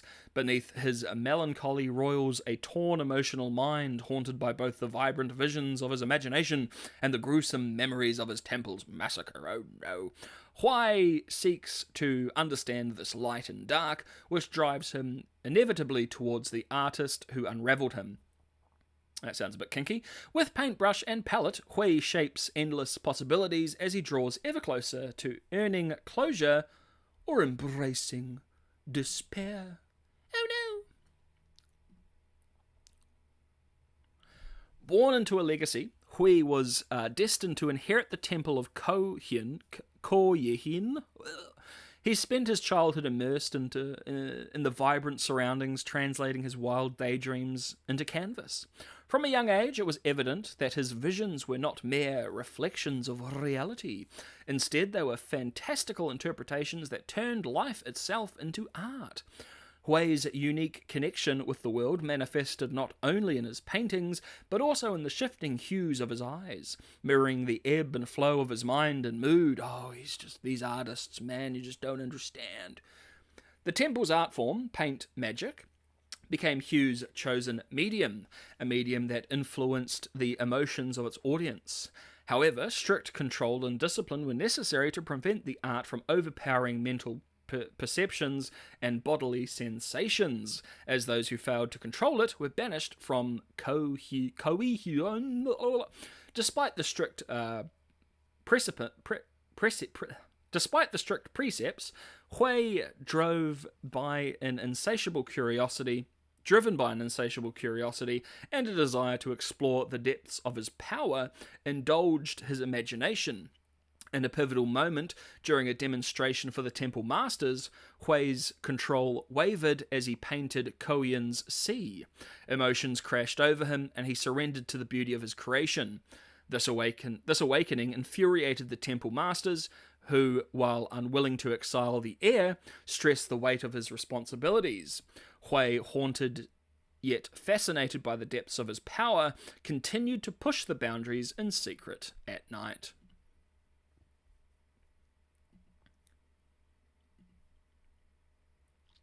Alright, so Encounter with Jin 1. Oh, that's disgusting. That coffee is so bad. The tranquil existence of Koyin was disrupted when Kada Jin visited the temple.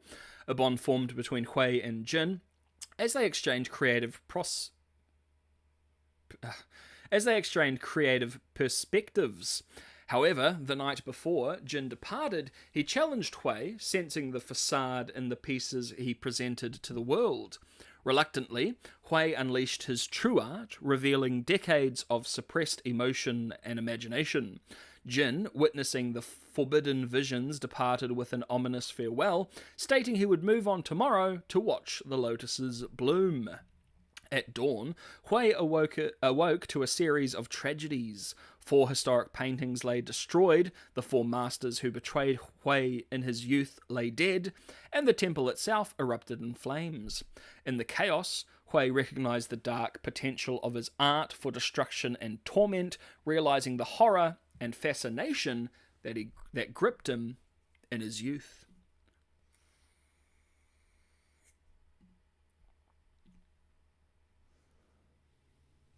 As the temple collapsed into ruins, Hui emerged as the sole survivor, haunted by guilt and the overwhelming power of his own imagination.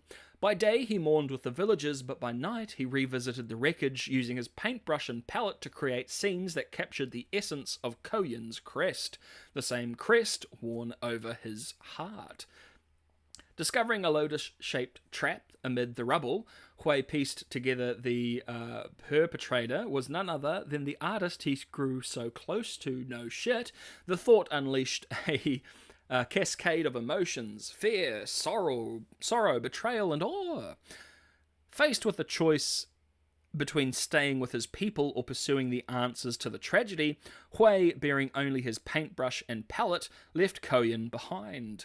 In the time since, Hui has embarked on a journey of self-discovery and redemption. He seeks answers by revealing the full extent of his art, tracking down nefarious individuals in the darkest corners of Ionia. As he spirals deeper into the shadows, Hui lights a path, his mind bringing with possibility. Ugh. Oh no, he's a tortured artist. Oh, his entire character is, I'm a tortured artist. Oh, and that's all we get. Okay. We've got the fortnight dancer herself, Aurelia. The Noxian occupation of Ionia produced many heroes, none more unlikely than the young Aurelia of Navori. Trained in the ancient dances of her province, she adapted her art for war, using the graceful and carefully practiced movements to levitate a host of deadly blades. After proving herself as a fighter, she was thrust into the role of resistance leader and figurehead, and to this day remains dedicated to the preservation of her homeland. Oh my!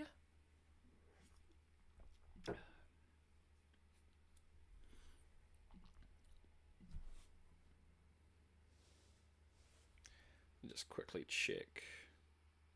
Yep, sweet. Sweet, all good. When she was young, she was fascinated by the grace and beauty of human movement. Under her grandmother's tutelage, she learned the traditional silk dances of her province. Though she was dubious of their supposedly mystical connection to the spirit of Ionia, Aurelia's love for the dance was real.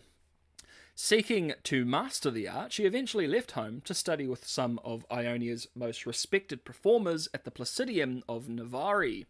Aurelia's people were peaceful and sought harmony with their neighbours, but rumours of foreign invaders sighted off the coast unsettled many at Placidium. Aurelia returned to her village to find it already occupied, with steel-helmed soldiers from distant Noxus shoving unarmed civilians through the streets with the butts of their spears. The Noxian Admiral Ducal had seized the Jeanne home to quarter his fleet officers. Aurelia's brothers and her father Leto had evidently protested. Her entire family now lay in unmarked graves in the gardens. Oh, that's not good. She's going to start fortnight dancing like crazy.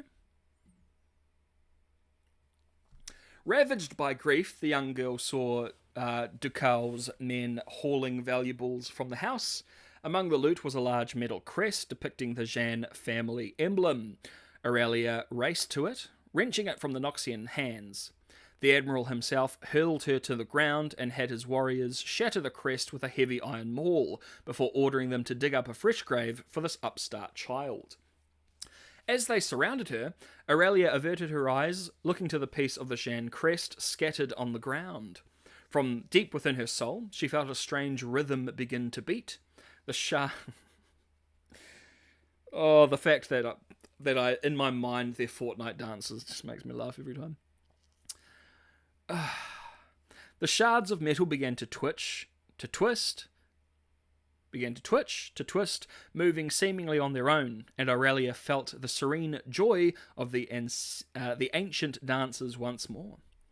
With a sweep of her arm, she sent the pieces flying like ragged blades, cutting clean through two of the Noxians.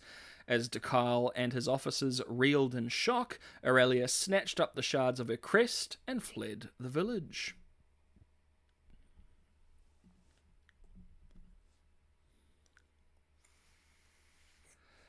In the quiet forests beyond, Aurelia mourned her family and thought back to her grandmother's teaching. She realized that the techniques she had learned were more than just dances. They were a powerful expression of something greater. The Noxian occupant soon began to test the fragile peace of the first lands. It was said that even the religious leader Karma had been forced to strike back at the invaders with deadly magic, though her followers had now withdrawn to the lasting altar and would not condone any further violence. Across Navori, dissenting voices began to band together. A resistance was forming, one that would not rest until Ionia was freed once more. Aurelia joined their ranks, performing her cherished dances for them in the woodland camps to preserve some vestige of their vanishing culture. She was barely 14 years old when she found herself back at the Placidium. Her band of resistance fighters joined the militia who had sworn to guard monasteries, wild sacred gardens. Oh my. But Noxus knew only too well what this place represented. A particularly cunning general named Jericho Swain captured the Placidium and took its defenders hostage, hoping to lure the inevitable reinforcements into a trap. It was in this moment that Aurelia rose to meet her destiny.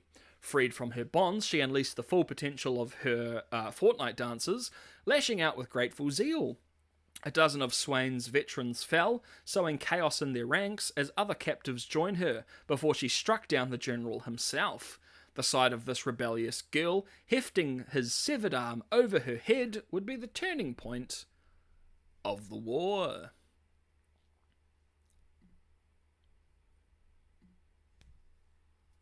This victory, the great stand at Navari, ensured that everyone in Ionia knew the name Jeanne Aurelia and looked to her for leadership. Reluctantly, she led a growing resistance for almost 3 years of grueling battle before her triumph at Dalu Bay. There, she finally cornered and defeated Admiral Dekal and exacted the vengeance she had sought for so long. Though the war had since ended, Ionia has been permanently changed by it. The First Lands are now divided, with rival factions fighting each other almost as bitterly as they did the Noxians. Many continue to look to Aurelia for answers, but while others might welcome such power, Aurelia remains uneasy with it. At heart, she still yearns only to fortnight dance alone.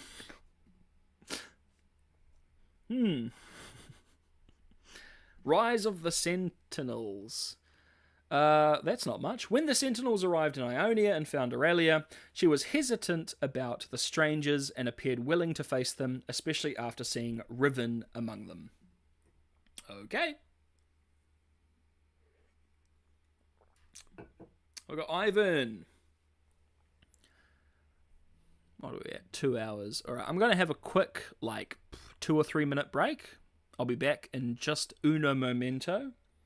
Don't worry, as I said, I'll be back, don't worry. Don't worry, I'll be back.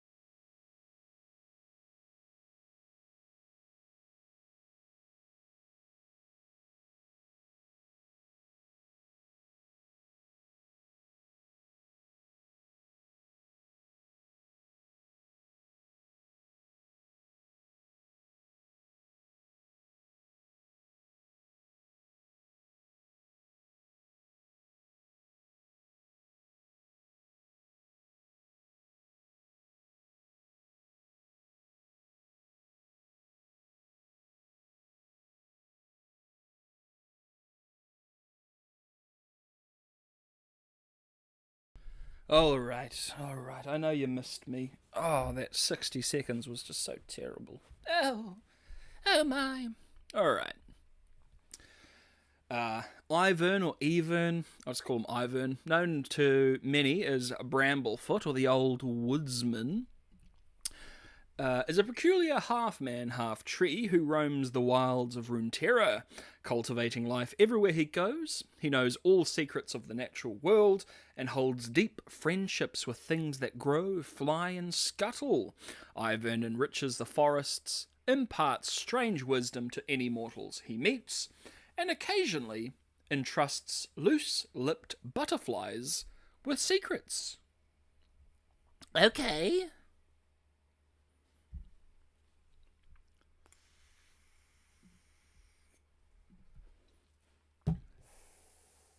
Ivan the Cruel was a renowned warlord of, I think it's ancient, Voriard, who followed the war principles of old gods like Volibear. Oh, Volibear, my boy!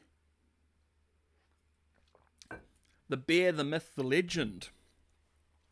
When the three sisters rose to power and their armies enhanced by dark magic, the regional factions were conflicted on whether to destroy them or leave them to their own devices. Ivan and his clan decided to plot for the Iceborn's defeat. However, after some time, Ivan instead led an expedition to the land all magic flows from, right, in hopes that he would harvest its power for himself. Oh my mercy! Ivan and his clan sailed east. Upon reaching Ionia, they quickly paved their way through the region by conquering a dozen coastal settlements. They were met with great resistance by local Vestalians, who attempted to drive back the existential threat to their homeland with force. Ivan cut down any who stood in his way. He led his group to the sacred grove, also known as the Heart of the World, and later discovered the legendary Godwillow. The Godwillow was a colossal tree with gossamer leaves that shimmered gold. He realized that the Vestalians, who were so desperate to protect this tree, would also die for it. Wishing to break their resolve, Ivan hacked the Godwillow with his war axe again and again until the tree was felled, and with it, Ivan the Cruel was taken with it. With it. Okay. Reborn as the Green Father. Yeah, man, it's like 420 every day around here now, man. As the Godwillow faded from existence, Ivan fell into a deep contemplation, where he found strange beauty in the bursts of life that emerged from the death and the destruction he caused. While ruminating on this, he noticed that he grew in height and that his limbs lengthened. His body, once made of flesh, was now coarse with bark and leaves. He began to hear the very land around him weep. Realizing what he had done, Ivan was suddenly racked with deep remorse and melancholy for the suffering he inflicted. As Ivan cried for forgiveness, time marched on until what felt like unfathomable eons elapsed, and the sadness and violence he once felt from existence replaced with the new world he now lived in. From then on, Ivan took to his new form as Ivan the Green Father. Yeah, man. He enjoyed communicating with flora and fauna, rivers and dirt. He talks to dirt, bro, and developing close friendships with forest critters. He understood that now he bore the Godwillow's legacy, which meant he was entrusted to cultivate and help humanity grow in its beauty. This was a responsibility he would take with great earnest. Oh, we got the boy Jin. We got Silco, everybody. Jin is a meticulous criminal psychopath who believes murder is art. Once an Ionian prisoner, but freed by shadowy elements within Ionia's ruling council, the serial killer now works as their cabal's assassin, using his gun as a paintbrush. Jin creates works of artistic brutality, horrifying victims and onlookers. He gains cruel pleasure from putting on his gruesome theatre, making him the ideal choice to send the most powerful messages. terror.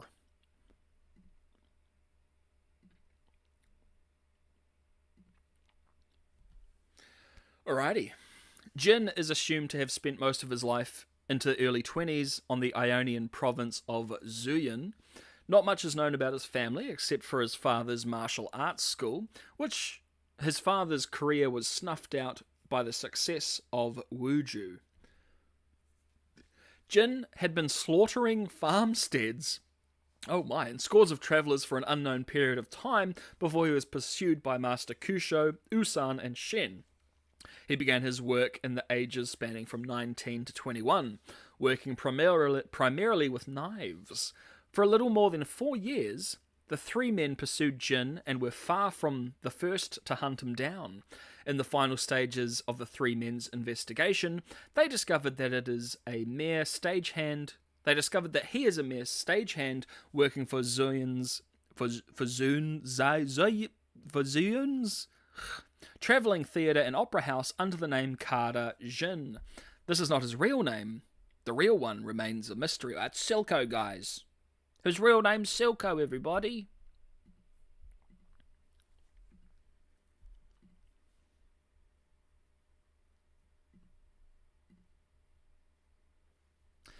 Master Kusho, Zed, and Shen follow Jin's movements to Jiom Pass in the Gangjian River. Zed chased Jin down only to get knocked out by the handle of his blade. Jin captured the young acolyte and tied him to a chair, looking out towards the dock. Before Zed wakes up, Jin takes the amulet off his neck. Zed wakes up to Jin chiding him to look up, saying that he'll want to see Yevnai before she dies. Jin goes on about how boring and symmetrical Yevani's face is in contrast to the situation, which was glorious. Wow. Zed begins to cry at seeing Yevani on the dock before her final moments.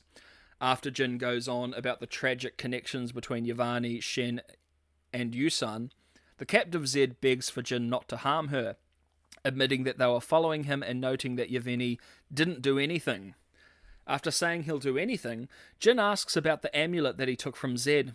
Zed then concedes that it's a symbol of the kin cow, and that the amulet allows them to find him.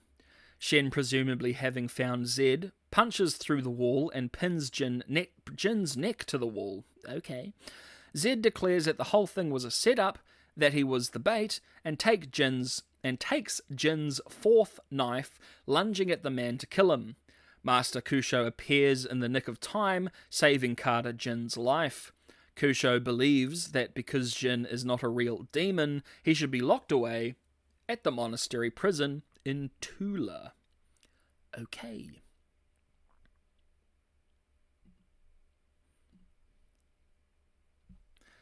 Kada Jin was sentenced to life in the Tula monastery prison. Jin revealed as little about himself as possible during his many years there.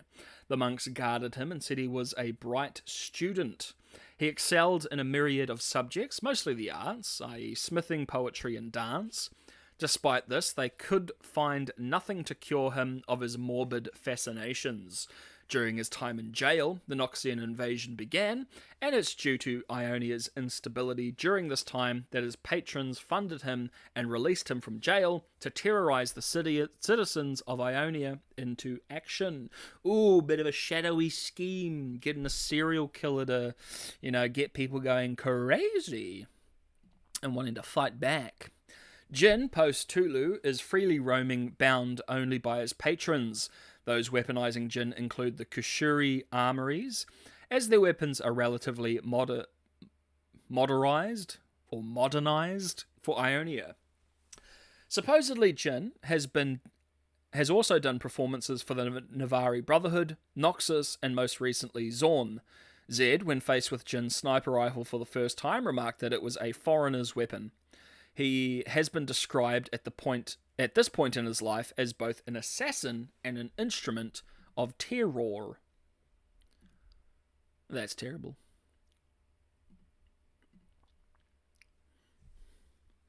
Jin was released sometime after the war with Noxus. The timeline of his actions right after his release from prison is unclear, but he eventually sends a messenger out to Zed.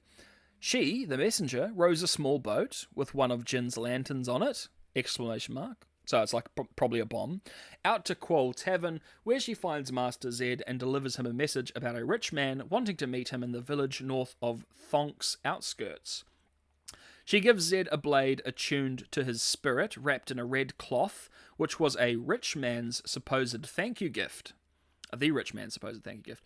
Jin kills 4 people before the Order of Shadow arrive, 2 unidentified people, the messenger, and the woman whose leg was amputated by Zed and the Kusho 16 years prior. This time span makes Jin about 38 to 39 years old currently. Basically, he's an old-ass bitch. Alrighty, Karma. No mortal exemplifies the spiritual traditions of Ionia more than Karma. She is the living embodiment of an ancient soul reincarnated countless times, carrying all of her accumulated memories into each new life, and blessed with a power that few can comprehend. So she's the Avatar. She has done her best to guide her people in recent times of crisis, though she knows that peace and harmony may come only at a considerable cost, both to her and to the land she holds most dear. Oh dear.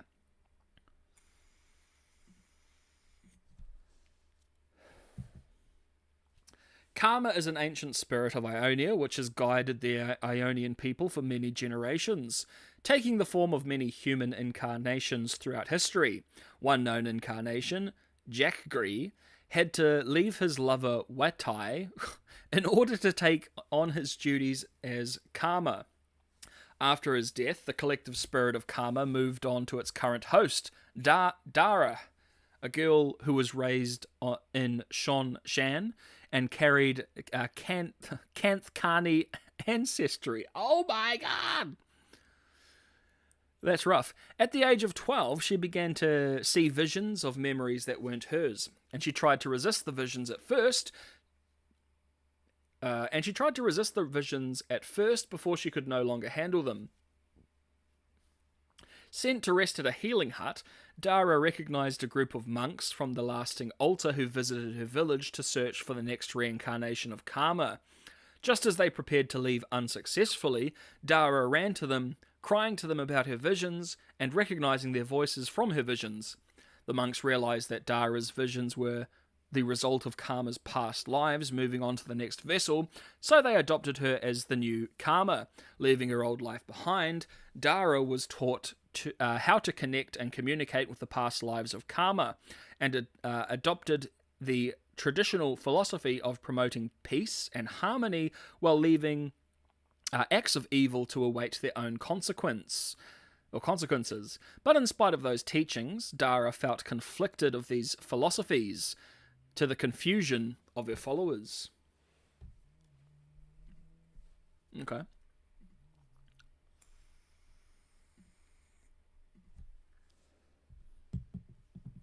When the forces of Noxus invaded Ionia, Karma felt the true horrors of war as millions of Ionians were slaughtered by the Noxians. The voices within Karma told her to remain at the lasting altar and handle the conflict peacefully, but an even bigger urge to take action swelled within her. Feeling agonized by her internal conflict, Karma stood up and headed out to act. She confronted a Noxian commander on his war frigate by blasting him with divine energy, destroying the ship and killing many of the crew members. The Ionian civilians cheered for Karma's victory, but the monks believed that she had misused her power and went against everything the spirit of Karma stood for, bringing dishonor to her past lives. Karma interrupted with a raised hand, with the spirit of Ionia intervening to defend itself when necessary. She realized that the true way of keeping harmony was to accept that the world was changing rather than ignoring it. As the Ionians ended up stirring into conflict as a result of war, Karma dedicated herself to guiding her people to peace, while condoning action to be taken when necessary. Okay. Oh gosh. Remember me. I'm all alone. Remember me. Many years after the death of Jakri, his lover Watai visited the lasting altar to receive Karma's healing after being damaged by a fall. Karma healed her leg, but Watai felt contempt towards her due to her pain towards Jakri's death. Karma admitted to her guilt towards her involvement in the Noxian conflict and being unable to apologise to the people whose lives were ruined by the war, but had no regrets for acting upon Ionia's will to fight back. Watai showed Karma her ring, which Jakri had given her, where the two had been separated due to having to live their lives far away from each other. Suddenly, Karma's eyes glowed the same colour that Jakri's had when he was Karma. Watai began to tear up, emotional towards the possibility of Jakri's soul still being in there. Karma told her that he was now part of the Avatar. The Avatar, I told you! The Avatar's shared mind, and Watai started to resign to the thought that he had a new life to live. Suddenly, Karma was taken over by the collective spirits, whom reassured Watai that Jakri loved her until the end, and he wanted her to keep her ring. Watai thanked Karma for allowing him to come back, but Karma thanked her since Jakri's voice had become silent for a long time after the war, but it was she who brought him back. Karma invited Watai to stay at the lasting altar for a few more days so they could both heal. By the end of the period, Jakri's spirit became a part of Karma again, and Watai left knowing that not even death could stop the two's love for each other. Man. Okay. Getting like cross-eyed just reading that shit. Okay. Ruination 1. When the Ruin King returned to the world of Runeterra, he resumed his search for his fallen queen. He would unleash harrowings across Runeterra in search of the fragments of her lost soul. Karma would defend the lasting altar against one of these harrowings, but was nearly overwhelmed and corrupted by the king. The harrowing would subside when Vago obtained a soul fragment from Senna, but Karma would be left influenced by the king's magic. Karma would eventually come into possession of one of these letters, or fetters? Fetters? One of the letters of fetters of Queen's Isolde's soul. A silver flower. Wow. The king would soon continue his search with aid from his Yordle companion Vex by unleashing a global harrowing, spreading black mist across Runeterra. The Sentials of Light would arrive in Ionia in search for the fragment and were guided to the lasting altar by Aurelia. Karma proposed hiding the fetter within the ancient Vestalian groves, guarded by ancient magics that not even the black mist could penetrate. As they prepared to leave, they would be ambushed by an army of Mistwalkers. The Sentinels and Aurelia would hold off the ghouls while Karma fled towards the Grove. Grove Street Gang. The Sentinels would catch up to Karma, and they escorted her towards the Grove. She began to express regret at not having done more during the Noxian invasion. Karma's regret caused her to become susceptible to the influence of the black magic, and she began to become ruined. Now, under the sway of the ruined king, she would attempt to flee with the fetter, but the Sentinels intercepted her. They managed to incapacitate and momentarily purify her. She then reveals the king's plan to use the fragment of the queen's soul to resurrect her. They are soon spotted by another horde of ghouls. That's me! Oh my god! Karma gives the Sentinels the fetter and tells them to leave her as she succumbs to the black mist again. Karma would then become fully corrupted by the black mist and become an agent of Vago. She and Draven would accompany the Ruined King to Shurima to search for another fetter. She, alongside the other corrupted champions, would face off against the Sentinels of Light when they mounted their final assault against the Shadow Isles. Vago would restore Isolde, but would be able to rest again by Akshan and his Absolver. The Sentinels imprisoned Vago with within Hollow Mist. The Sentinels imprisoned Vago within the Hollow Mist in Carnivore. With Vago defeated, his corruption would subside, and Karma and the others would be free from the ruined king's influence.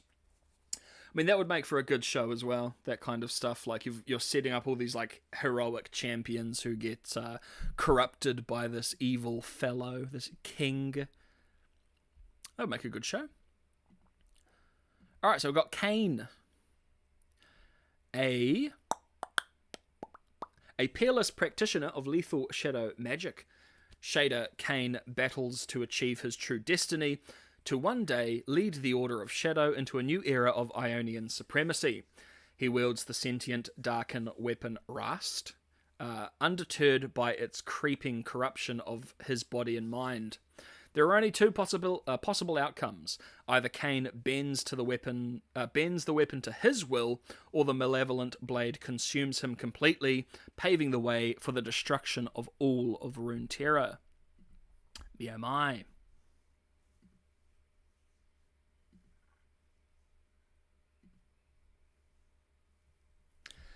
Noxian by birth, Shader Kain was conscripted as a child soldier like many others. When he was no more than 10, he and his comrades were ordered to attack the province of Barl in Ionia. He and other young soldiers made up the vanguard of the attack. While Kain's young comrades fled or were cut down by the defenders before the Noxian regulars came in from the flank, Kain showed no fear and survived to see the end of the battle. Zed and his followers arrived on the battleground 2 days later. There they found Kain on the ground, levelling a sickle at Zed. The Master of Shadow saw potential in the boy and welcomed him to join the I think that's how it's said. After joining the Order, the young Kain was given food and a home to stay. Growing up training as an acolyte of the Order, Kain was able to master all the weapons given to him, while other acolytes spent years training with a single weapon. By drinking the tears of the shadow, Kain gained the ability to cloak himself in the shadows to stealthily assassinate enemies. He was able to spread fear among the survivors through his swift kills, using fear as his weapon. As Kain's power and reputation grew, he gained hubristic ambitions that one day he could be more powerful than even Zed. Zed's dead, baby. Alright, wielding Rast. Kain was later sent on a mission to Noxus as his final test, to procure a darkened scythe recently uncovered in the Noxian city of Vindor to stop the weapon from being used against the Ionians. Accompanied by his fellow acolyte Nakuri, he used his shadow magic to sneak up on the 3 guards defending the Nox Tora, killing 2 of them before intimidating the last one, whom was killed by Nakuri. After killing several more Noxian soldiers, Kain approached the weapon, where he heard the Darken Rast call to him from within the scythe. One of the Noxians snatched the scythe in desperation and began to swing it uncontrollably at his comrades as Rast corruption took over. Realizing that the legends were true, Kain, using his shadow technique, possessed the soldier's body, where he witnessed the atrocities that Rast inflicted over a millennia. However, instead of destroying it as ordered, he was tempted to wield the Darken for himself. Ignoring Nakuri's pleas, Kain took hold of Rast and underwent the same corruption. But Kain was able to resist his will and control his enhanced power. After a final struggle against Nakuri, Kain killed his fellow acolyte. Since then, Kain now duels Rast over control of his body until one of them wins and seizes control.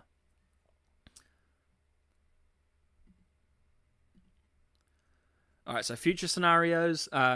These scenarios are not canon to the official timeline, but future possibilities that have been hinted at in the lore and gameplay. Should Kain fully overcome Rast, he will take full control of the Scythe's powers, unlocking his full potential as the Shadow Assassin. Should Rast overpower Kain, he will completely assimilate Kain's body and wield the scythe for himself, using his new body to resume his killing and bloodshed across Runeterra. He also hints that Kane's consciousness has been trapped in the same dimension where he was sealed. Oh, not Kane, I guess. Oh, we got the boy Keenan. The longest-standing member of the ancient Kenku Order, the Yordle Keenan is the first and only Heart of the Tempest. For centuries, he has used diplomacy and force to maintain the sacred balance in his adopted home of Ionia. Lightning fast and bearing the wisdom of a long storied life, Keenan works with the Eye of Twilight, Shen, to protect the fragile harmony of the First Lands with the whirling storm of shuriken and devastating electrical energy.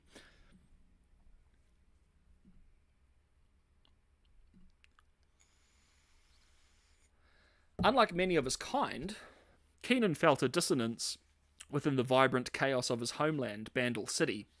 Seeking harmony and balance, Keenan ventured forth from his spirit realm millennia ago, drawn by an insatiable curiosity that led him to traverse the material realm.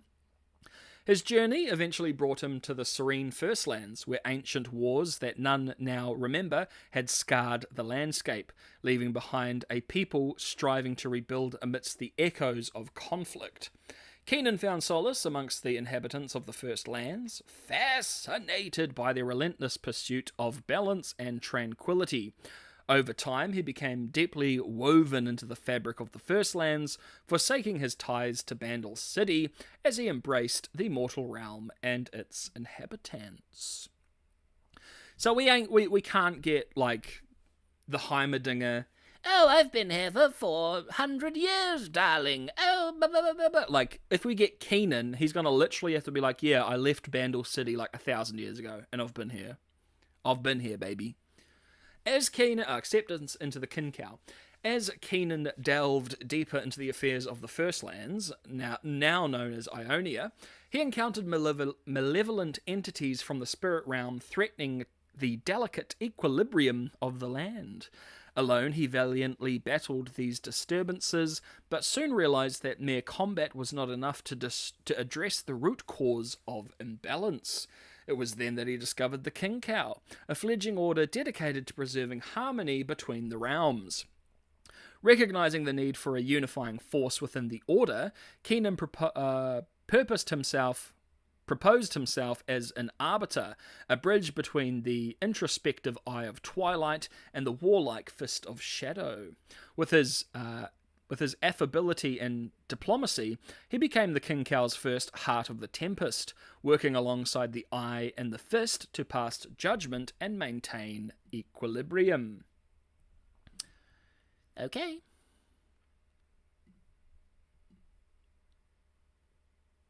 So, Noxian invasion of Ionia. In the tumultuous aftermath of the Noxian invasion, as Ionia teetered on the brink of collapse, the Kincow found themselves torn apart by internal strife and external threats. Despite Keenan's effort to guide the order through the chaos, the shadow of betrayal loomed large as Zed, a former acolyte, orchestrated a coup. In the darkest hour of the Kincow, Keenan stood steadfast, offering counsel to the new Eye of Twilight Shen, as he grappled with the burdens of leadership. He urged the Fist of Shadow, Mayim, to recognize Akali, his protege, as a potential successor. Yet even his wisdom could not prevent Akali's eventual departure from the Order, disillusioned by its perceived failure to confront Ionia's enemies. Oh, the miserables. Every single person is my enemies, yes. Keenan,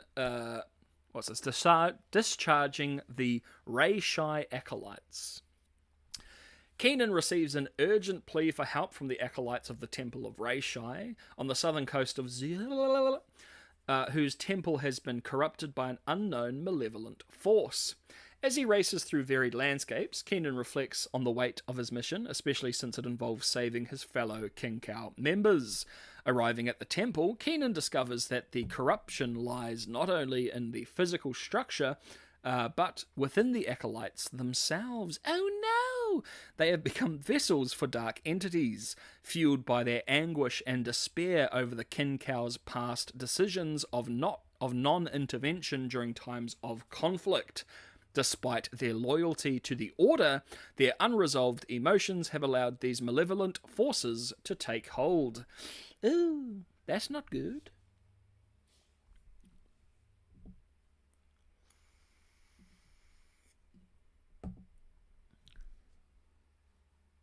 In a poignant moment, Keenan confronts the acolytes, gently revealing the truth of their condition and offering them a path to healing by releasing them from their kin-cow duties. However, some of the acolyte resists, seeing this as a dishonourable act and challenging Keenan. Using his lightning powers, Keenan incapacitates those who resist, not with the intent to harm, but to break through their defences and to help them understand the necessity of leaving the Order for their own well-being. Through his actions, Keenan not only dispels the immediate threat, but also offers the acolytes a chance to find peace and balance once more. As the former acolytes depart, Keenan reflects on the bittersweet nature of their departure, knowing that it was necessary for their own good and greater harmony of the world. Despite the sorrow of parting ways, Keenan is resolved to carry their story forward, honouring their sacrifice and ensuring that their struggles are not forgotten.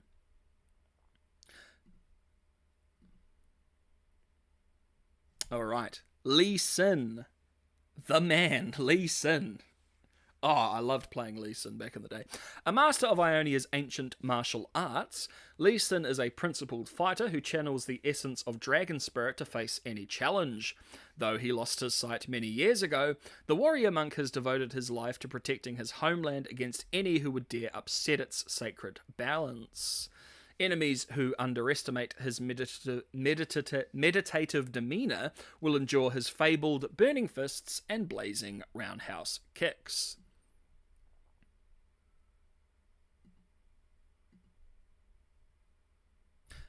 To be announced! What?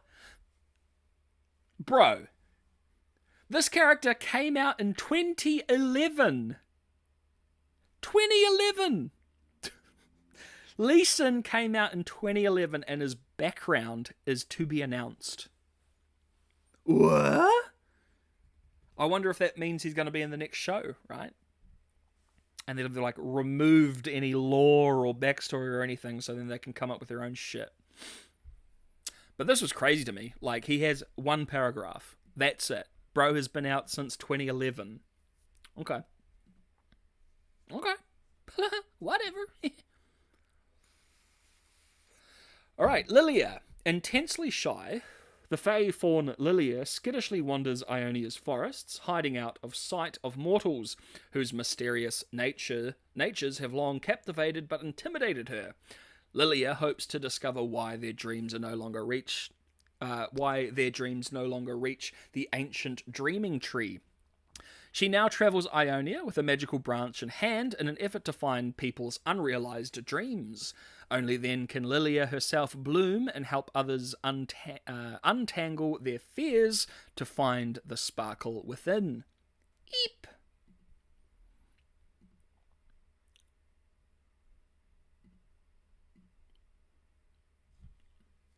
When the frail Yordian barbarian Ivan the Cruel travelled to Omakalalian and cut down the God Willow, several seeds of the ancient tree were dispersed and scattered around Ionia. One of these seeds took root in what would later be known as the Garden of Forgetting, and, after being nurtured by the now reformed Green Father Ivan, sprouted into the Dreaming Tree, a spirit tree that spread the magic of mortal desires by attracting and containing their dreams within dream-laden flower buds. That's so beautiful.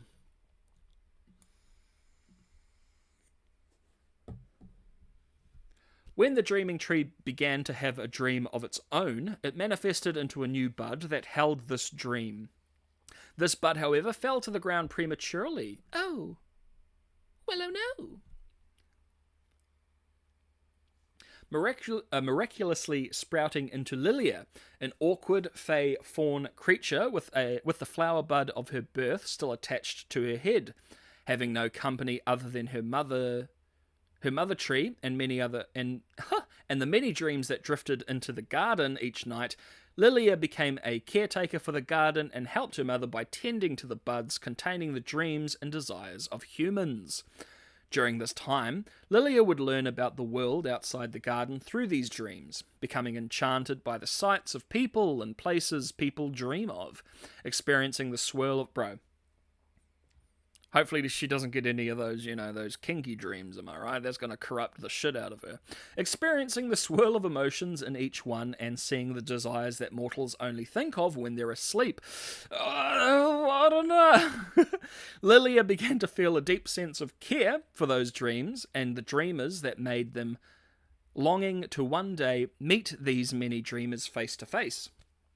Lilia's dream to explore the world and meet these dreamers eventually manifested into a bud of its own on the branch of the dreaming tree. The burning tree sickness. After the Noxian invasion of Ionia, fewer dreams began to arrive to the Garden of Forgetting, causing Lilia's mother tree to grow sick and infected with boils and dark ooze. Though Lilia did her best to nurture her mother tree and the remaining dreams it contained in its buds, the dreaming tree only grew so sick it could no longer protect the garden from outsiders. Aw, not the tree, man. Oh, come on, man. Lilia, first encounter with humans. One night around the time of the Spirit Bloom Festival, a band of warriors chased a lone figure into the garden and all the way to the location of the dreaming tree itself. During a fight, the branch holding Lilia's own dream bud was cut down by a slash of the lone figure's blade, causing it to fall to the ground and frightening Lilia. Panicked, Lilia used dream dust and forced all the humans to fall asleep. Having finally met her first humans, Lilia was shocked at how different they were compared to how they seemed from the wonderful dreams she would witness while tending to the garden, seeing them as tangled and confused, just like the burls that infected her mother tree. While weeping from the sheer shock of the incident, Lilia noticed a lone figure's dream as it slowly floated towards the cut-down branch and into the bud containing Lilia's own dream. Picking up the branch, Lilia soothed the dream within the bud, causing it and herself to grow brighter as the bud on her head unfurled and bloomed with magical sparkling pollen before sneezing and releasing the magic into the forest. As the humans woke up, Lilia hid behind a tree and watched as they completely forgot how they got to the garden and what they were doing there before leaving.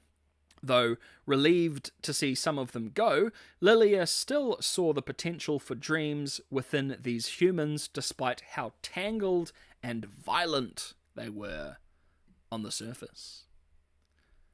Leaving the Garden of the Forgettings. I'd tell you how it happened, but I forgot.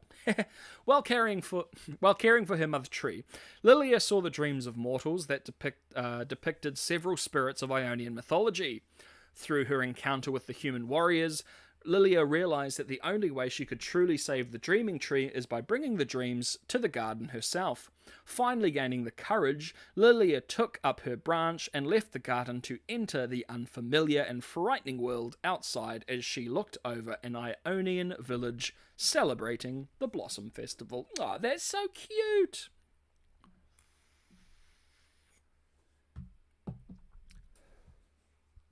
While shy and hiding just out of sight, Lilia now helps mortals realize their own dreams, bringing forward glimpses of the potential she sees in them. In doing so, Lilia realizes she finally fulfilled her own dream to explore the world and meet these dreamers, occasionally causing the bud on her head to bloom with joy. That is absolutely an innuendo for something, but I'm not going to go there. On one occasion, Lilia encounters a lonely girl in the forest. The girl's dream seems elusive until Lilia realizes it's not what the girl wants, but what she needs, a connection to her absent sister. Through a heartfelt exchange, Lilia helps the girl release her dream, teaching her the power of dreams to provide comfort and solace. Wow! The Dewdrop Harvest.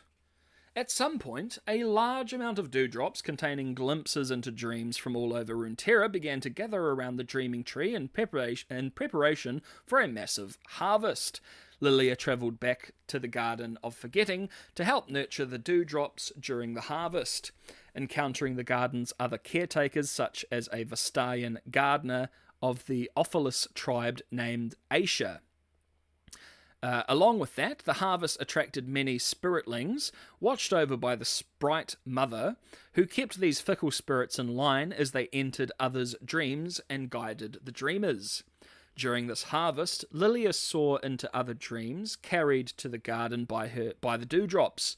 Looking into one dream, she saw the Yordle Vex attending a joyful birthday party planned by her friend Ally, which Vex considered more of a nightmare. I'm sure that would be funny if I knew who Vex was.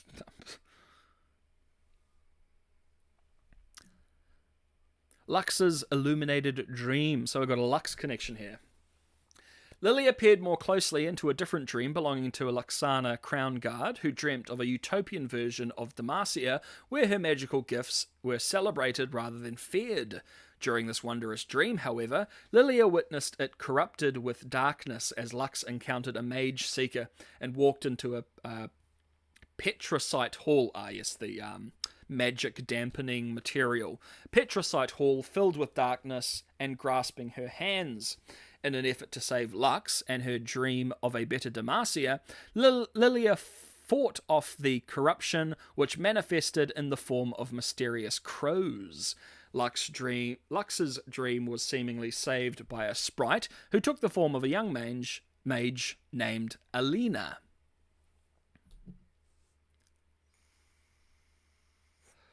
Oh, we got our boy, Master Yi. The one-man army. Which, if you do AP Yi, his ult will one-shot everybody back in the day. Oh my god. Master Yi has tempered his body and sharpened his mind so that thought and action have become almost as one. Though he chooses to enter into violence only as a last resort, the grace and speed of his blade ensures resolution is always swift. As one of the last living practitioners of the Ionian art of Wuju, Yi has devoted his life to containing the legacy of his people, scrutinizing potential new disciples within the 7 lenses of insight to identify the most worthy among them.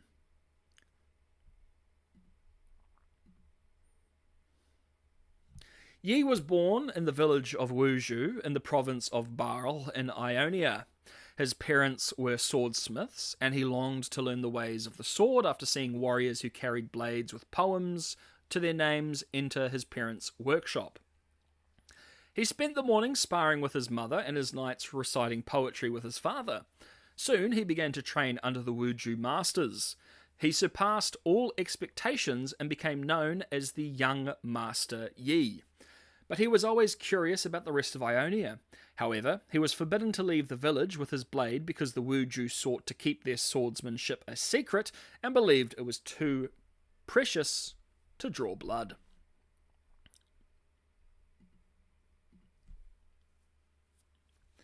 This all changed when Noxus invaded. Yi decided to forego the Wuju traditions in order to defend his homeland. He was like a one-man army, sweeping the outsiders with blinding swordplay. He then journeyed with some of his fellow disciples to Navori, a critical location in the war. The Noxians identified the Wuju as a threat that they could not ignore and used chemical attacks to destroy the village of Wuju. Yi returned the only surviving disciple, slain in spirit when he learned of what happened to his home village. Poor guy.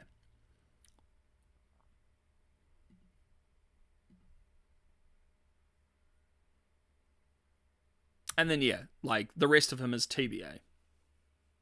So it's Master Yi's been out since, the game came out, right? So where is the rest of his lore?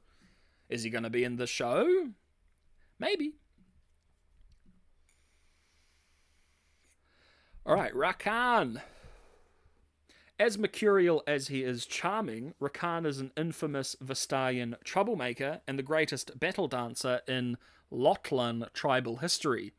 To the humans of the Ionian highlands, his name had long been synonymous with the wild festivals, uncontrollable parties, and anarchic music.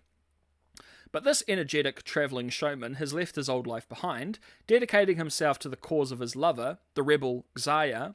Xayah? Together they seek to free Ionia's wild magic, restoring Vestaya's birthright. I do declare. So he's a bit of a party boy. He's a bit of a party animal. The Lothlin Vestaya once lived on the ancient mystical borders of Ionia's deep forests on the eastern island of Kalin. It was a place where magic was breathed like air, and time had little meaning to those chimeric, I always blank on that word, chimeric creatures. The lands of mortals were an unforgiving desert, virtually devoid of magic, and over the centuries, that desert only grew, encroaching on the Vestaya's territories. Rakan was born into a tribe in decline, yet he never gave up hope. Like his brethren, Rakan watched as human settlements continued to expand, damming the flow of Ionia's wild, chaotical magic for their own safety. Many tribes sent emissaries to negotiate with them, securing treaties to protect the mystical energies the Vestaya needed to thrive. Yet, over and over again, these promises were broken. No surprise.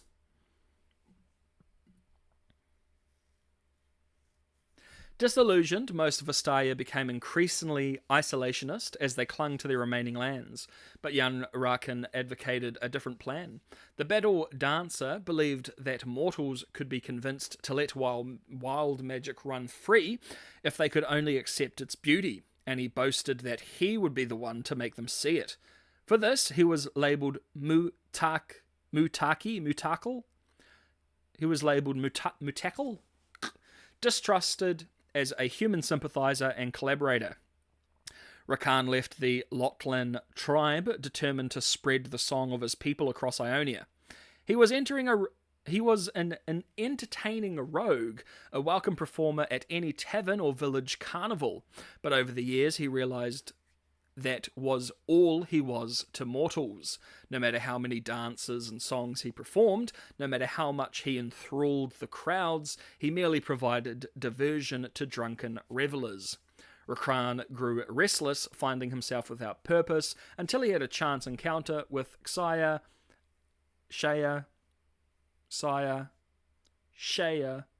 a fellow Lothlin at the harvest festival in Vlongo. Vlongo? Really, guys? Vlongo. That's the best. Okay.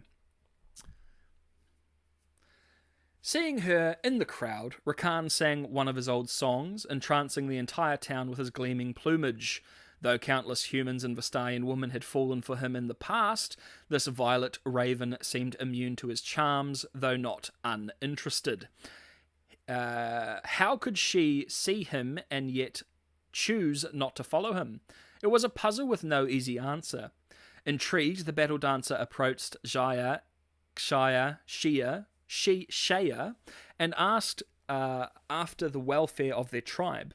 When she told him that Lothlin had lost the last of their lands, Rakan howled with rage. This finally seemed to impress Shaya, and she assured him that there was still hope. She was part of something greater, a rebellion of sorts. What are we, some kind of rebellion? To take back what the Vestaya had lost, not only for the Lothlin,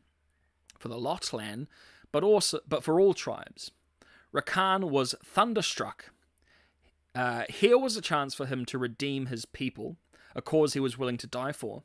He implored Shaya to let him accompany her, and she agreed, as long as he carried his weight. And as Shaya would soon learn, Rakan's dances were as impressive in battle as they were on stage. He called himself the greatest battle dancer in Lothlin history, a boast that none could refute. His grand entrances and dazzling acrobatics distracted and befuddled enemies before Shaya felled them with her razor-sharp quills. In any dangerous situation, they fought together with uncanny harmony. Bro, that's so kawaii.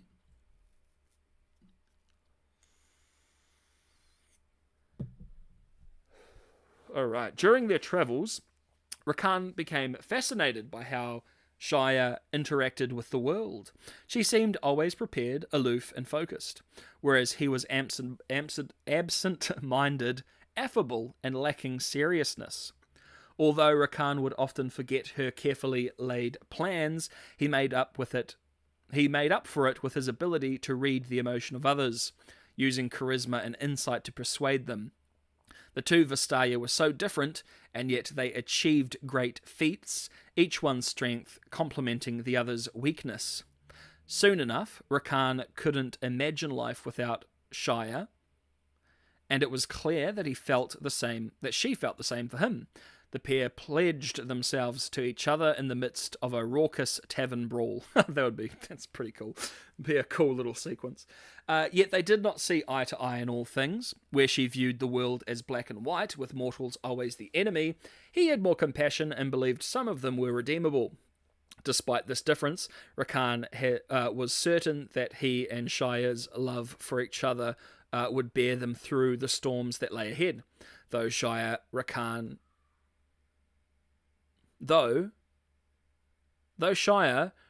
has found went a bit cross-eyed there. Through Shia, Rakan had found purpose. Inspired by his partner's singular drive, Rakan has made her crusade his own. And together they will fight to reclaim the first lands for the Vistaya.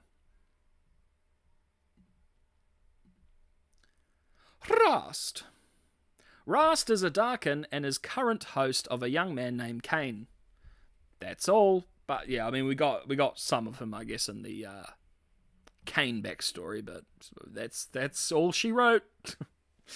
Okay. Alright, we got the bad boy Set. A leader of Ionia's growing criminal underworld, Set rose to prominence in the wake of the war with Noxus. Though he began as a humble challenger in the fighting pits of Navori, he quickly gained notoriety for his savage strength and his ability to take seemingly endless amounts of punishment. Now, having climbed through the ranks of local combatants, Set has muscled to the top, reigning over the pits he once fought in.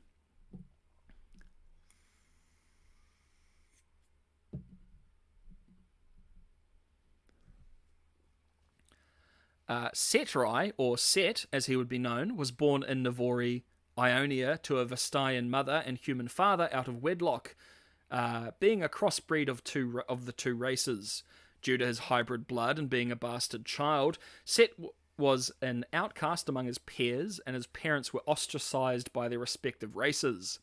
Those who bullied Set were intimidated by his father's reputation as a pit fighter in Noxus. But when his father went missing, the bullies spared Set no mercy. Okay. He was constantly beaten up and insulted, being called the Beast Boy Bastard. Wow! Eventually, Set had enough of the bullying and began to fight back by punching them into submission. His fights became so notorious that the news reached his mother, who warned him not to go to the pits where his father had fought. One night, Set snuck into a local pit while his mother was asleep and witnessed the battles conducted between numerous fighters as Noxian soldiers in the audience cheered with bloodlust. At the end of the event, Set asked the staff if they knew his father, and they told him that he had left to fight in pits across other parts of Runeterra to seek greater fortune. Bro went out for cigarettes, never came home, oh no. Oh, okay, well that's all for Set, and now we've got Shen. Among the secretive Ionian warriors known as the Kincow, Shen serves as their leader, Eye of Twilight. He longs to remain free from the confusion of emotion, prejudice, and ego, and walks the unseen path of dispassionate judgment between the spirit realm and the physical world. Tasked with enforcing the equilibrium between them, Shen wields blades of steel and arcane energy against any who would threaten it. Oh my!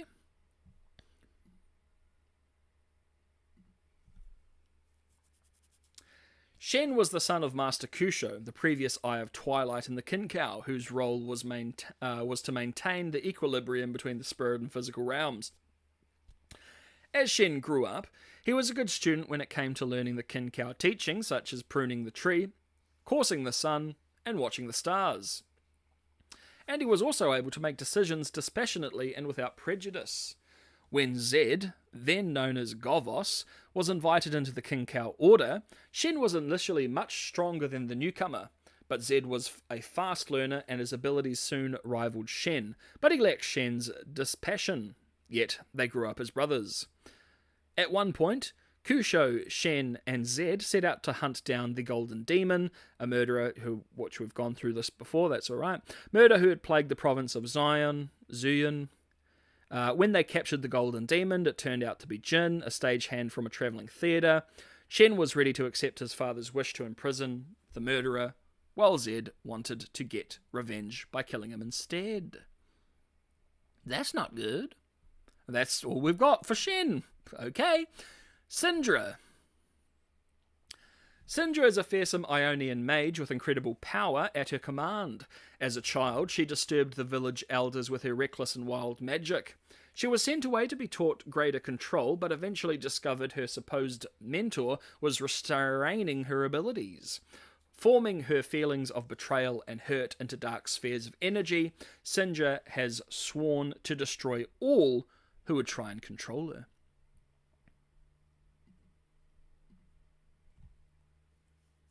Syndra was born in Navori, Ionia, within a small village.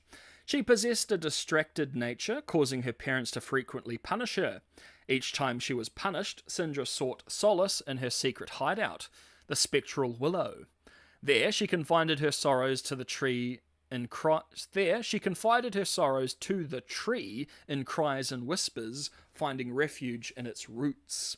However, one fateful day, Syndra's brother Evard and his friend discovered her hideout and began taunting her. Despite her efforts to disregard them, one of Evard's friend threw mud at her, drawing blood. Mud drew blood? Why didn't you say threw a stone at her or something? Drawing blood and igniting a fierce rage within the young tormented girl. 3 luminous orbs materialized around Syndra, causing the willow tree to wither and Evard and his friends to flee.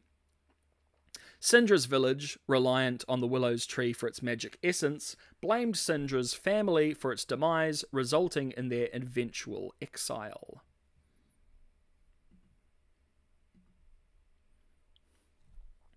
Following their exile from Navori, Syndra and her family traversed Ionia for days until reaching Fey Lore, a renowned magic school of Syndra's time, specializing in taming wild magic.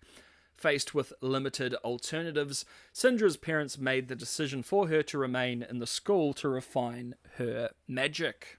Just have a quick sip of water. Oh, that's the good shit. Syndra spent years in the school, initially content in her pursuit of magical knowledge. However, she eventually grew frustrated as she sensed a waning in her abilities over time. Instead of her power growing stronger every day as it used to, she confronted Conigan, her teacher, who then revealed that Syndra's extraordinary magical prowess had compelled him to seal her powers. Shocked by this revelation and betrayal, Syndra reproached her teacher for this betrayal. Her rage overwhelmed her once more, causing her to unleash a sphere of energy at her teacher, killing him. Oh, that's not good.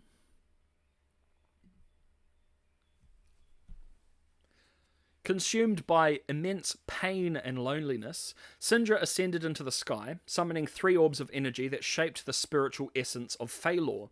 She unleashed devastation upon the entire island, indiscriminately eliminating anyone in her path. This prompted the intervention of the spirit of Ionia. The spirit created a rift in the earth, restraining Syndra with thick vines and pulling her into the crevice. Instead of killing her, however, the spirit submerged Syndra in a mystical pond, casting her into a magical slumber where she would remain for hundreds of years.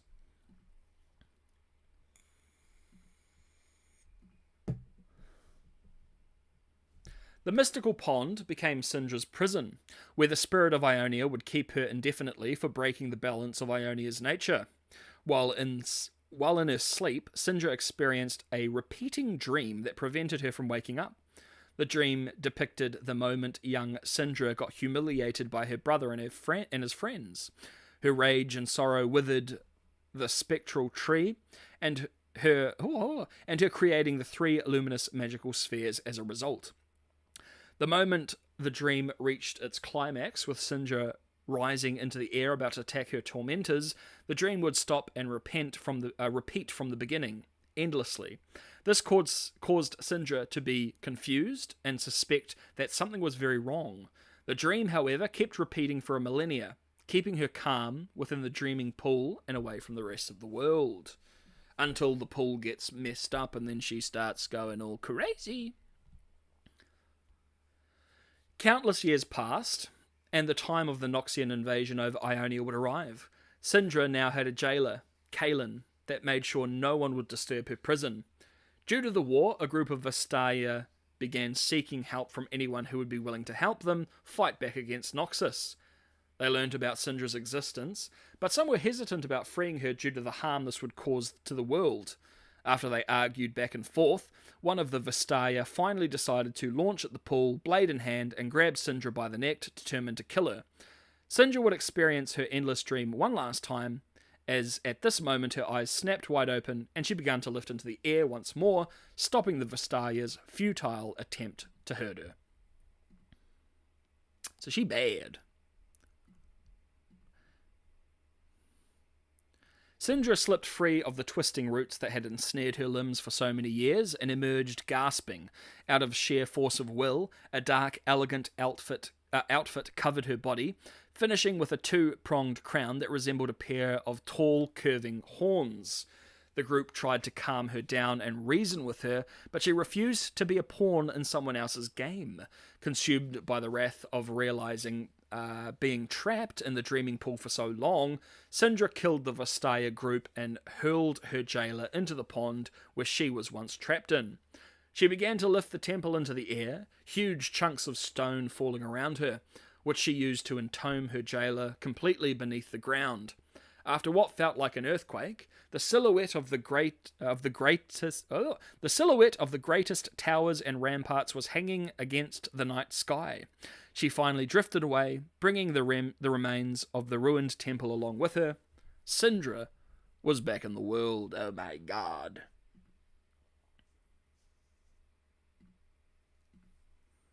We got the boy Varus. Super fun character to play. One of the ancient Darkin, Varus was a deadly killer who loved to torment his foes, driving them almost to insanity before delivering the killing arrow.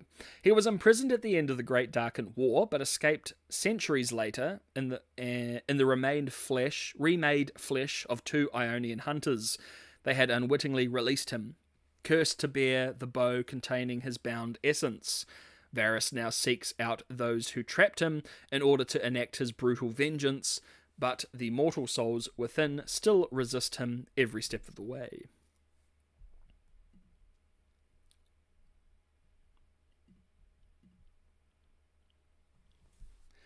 Varus was born in the ancient Shuriman Empire, where he was a paragon of loyalty and honour. Because of his dedication and skills in archery, Varus was appointed to be a temple warden and sent out to guard the temples of the eastern states. During the early stages of the Acathian uprising, many of the outlying villages were attacked, including Varus's own homeland. Though the other wardens abandoned their posts to join the defence, Varus upheld his oaths and remained at his post, single-handedly defending the temple. Knowing that his family had been killed during the attack, Varus was anguished and grieved the loss of his family as he fought off the invaders.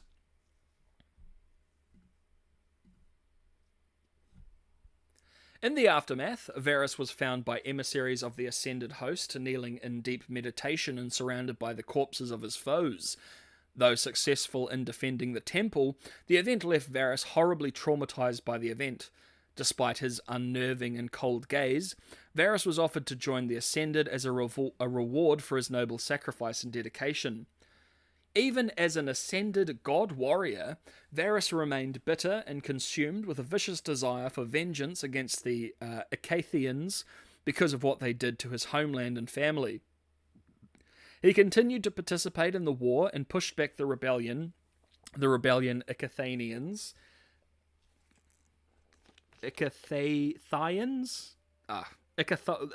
Whatever. And the horrors of the void that they unleashed. During this, he reveled in tormenting his enemies to the point of insanity, torturing them with arrows before painfully killing them. Even after Shurima's eventual victory over Acaethia, Varys didn't fully comprehend it, as his mind had become so twisted that all the memories of his atrocities blurred together, leaving him as a withdrawn and heartless killer.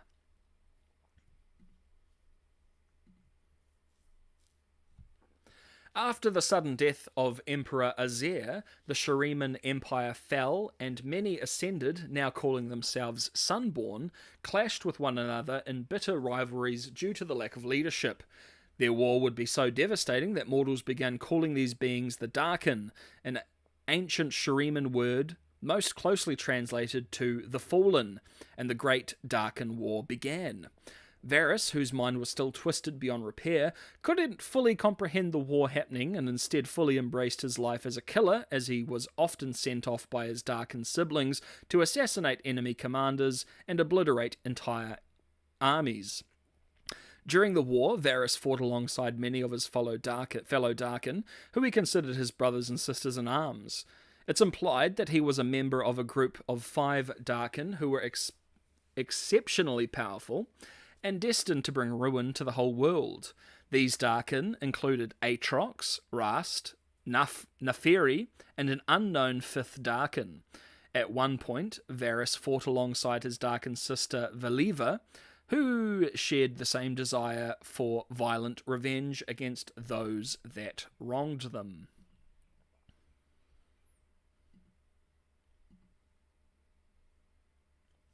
The celestial beings of Targon eventually intervened in the war, and the aspect of war began gathering entire armies of mortals to fight back against the Darken, while Maisha, the aspect of Twilight, taught mortals how to magically imprison them within their own weapons. After being cornered by a group of Vestayan moonstalkers and human mages serving a golden armoured warrior queen from Valoran, Varys was defeated and bound within his bow. The queen, knowing the risks of handling a darkened weapon, still chose to wield it, and during the final days of the war, we've read this previously, slowly succumbing to Varys' corruption and turning monstrous.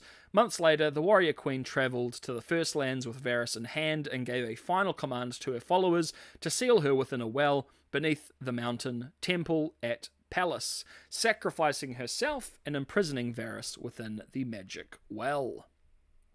Magic well, oh well, oh well.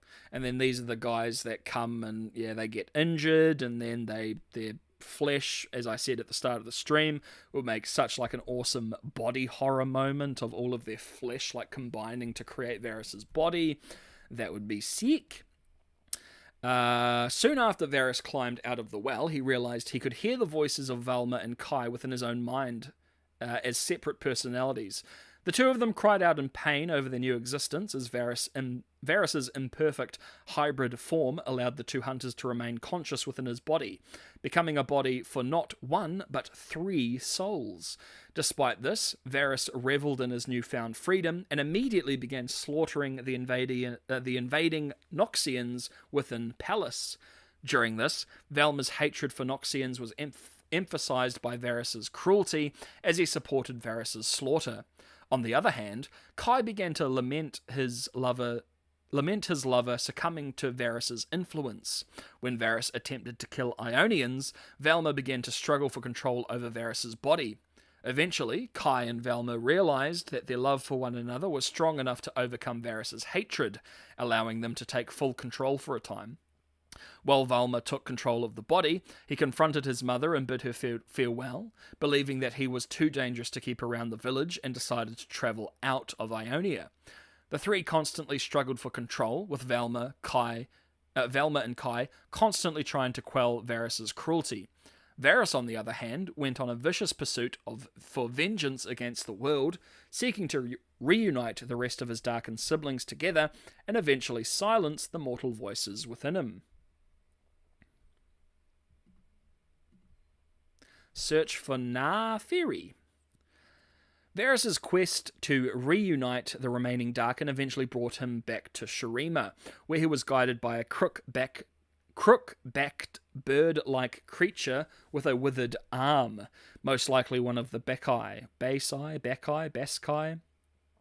Here he sought out his Darkin sister Naafiri, investigating noises coming from the sunken ruins in the distance. Here he sensed the same magic used by the golden armoured queen who imprisoned him, and found a group of grave robbers digging out the ruins with beasts of burden. Varys quickly killed most of the excavators, while the rest of them quickly fled, as Valma and Kai managed to convince Varys to spare them.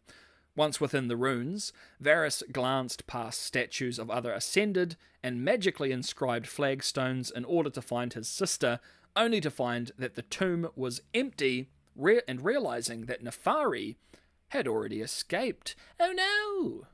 That's no good! So, potential future events. Redemption. While Varys continued his quest to reunite the Darkin, the three personalities within him learned to coexist, as Valma and Kai came to realize that humanity had remained within Varys. The two slowly prompted Varys to remember the honourable man he once was in the past, urging him to return to that and slowly redeeming his mind from his mad desire for vengeance. Now, fully embracing the sum of his parts, Varys began to act as a singular being as his three personalities fought in unison. Though he continues to be bitter against the world that imprisoned him, he now fights with the hope that he can return the honourable man he once was. Doubt. Sholani returns. After Sholani managed to possess a new vessel in Ionia, Aatrox rallied for the rest of the Darkin to join him in Acacia to destroy her. Varys, however, didn't answer the call immediately, and instead sought to gather a party of skilled warriors to aid him in hunting down Sholani by travelling across the world. Varys met many individuals who he convinced to join him on his hunt, empowering their weapons with a fraction of his own Darkin magic. This party consisted of an ambitious scientist from Zorn, who wanted to study the Darkin magic, a sea monster hunter of the Buru culture wishing to use it to hunt down leviathans, a disgruntled archer of the Avarosans, seeking to destroy the Winter Claw, and finally a member of the Lunari cult who sought to end the war between the Lunari and the Solari. The party travelled together to Acacia and finally faced off against Sholani, though the outcome remains unknown. And then, of course, we've got Wukong, of course. Wukong is a Vestayan trickster who uses his strength, ability, and intelligence to confuse his opponents and gain the upper hand. After finding a lifelong friend in the warrior known as Master Yi, Wukong became the last student of the ancient martial art known as Wuju. Armed with an enhanced staff, Wukong seeks to prevent Ionia from falling. So literally Sun Wukong. Like literally Sun Wukong. I mean... Lesby Franken Beans here.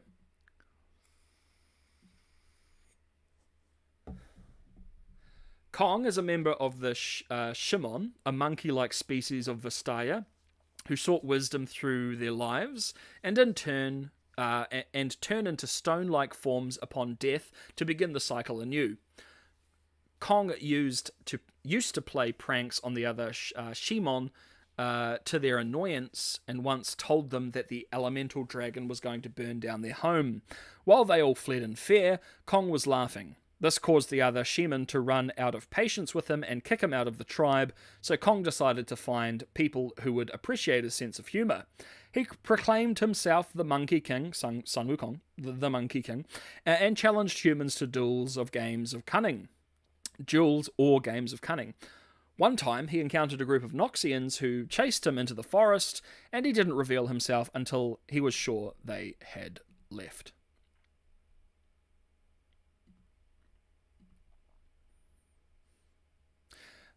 Kong wished to meet the combat masters of Wuju, but to his shock, the Wuju village had already been destroyed by Noxian forces, and there was only a single man who meditated in the runes.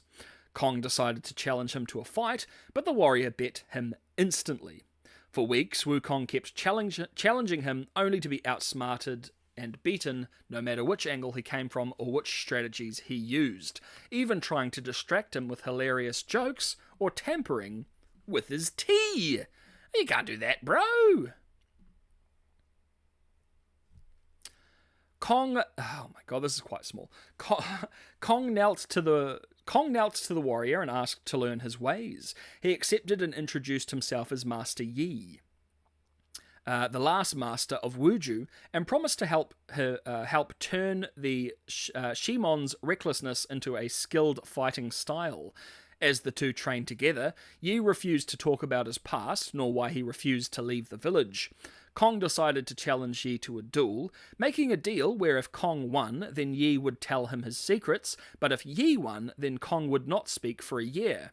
Yi eagerly accepted the challenge. When the day came, Kong lured Yi into a field of smoke poppins.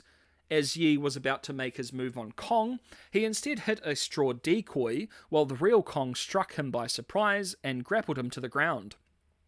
Afterwards, Yi told Kong the truth. He and his disciples had left to defend Ionia from the Noxian troops, but the village was destroyed and most of the villagers had been killed by the attack, leaving Yi as a sole survivor and one of the only Wuju practitioners currently left in existence. Kong realized that he had wanted to protect the Shemin the same way, despite them casting him out. Proud of his student and finding a new sense of purpose, thanks to him, Master Yi gave Wukong a special staff reserved for the best students of Wuju. From then, Kong was given the name Wukong.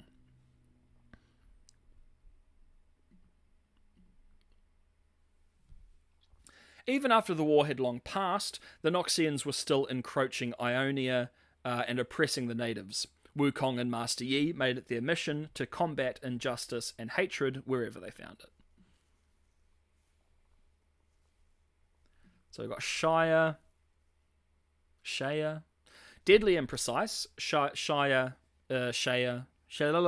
is a Vestayan revolutionary waging a personal war to save her people. She uses her speed, guile, and razor-sharp feather blades to cut down anyone who stands in her way. Shire fights alongside her partner and lover Rakan to protect their dwindling tribe and restore their race to her vision of its former glory. Wow.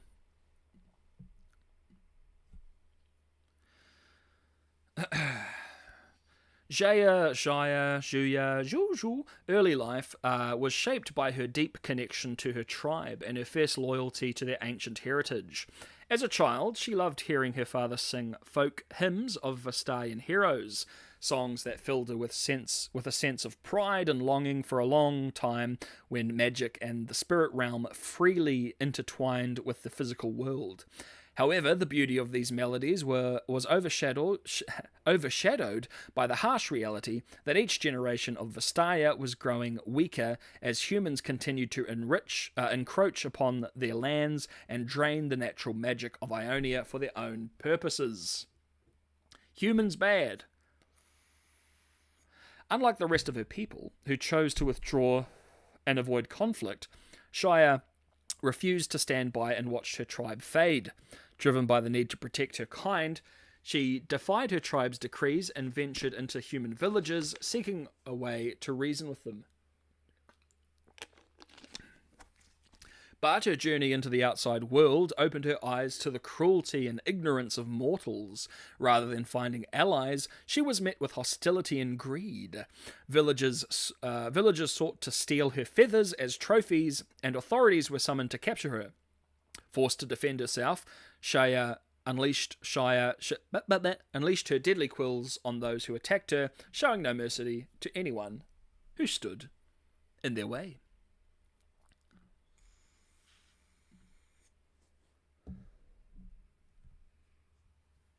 Shaken and disillusioned, Shaya returned home only to find her worst fears realized. Her tribe, including her father, had mysteriously vanished. Worse still, she discovered that an ancient temple had been corrupted by shadow magic, severing its connection to the spirit realm and cutting off the remaining magic that sustained the land. Determined to restore balance, Shaya destroyed the temple, dispelling the dark magic and bringing life back to the land. Yet despite the small victory, her people were still missing. From that moment on, Shaya became a solitary figure. She decided to fight. She dedicated herself to the fight for Vestayan freedom, moving like a shadow through enemy strongholds, leaving a trail of bodies behind her. Her relentless pursuit of justice earned her the title the Violet Raven.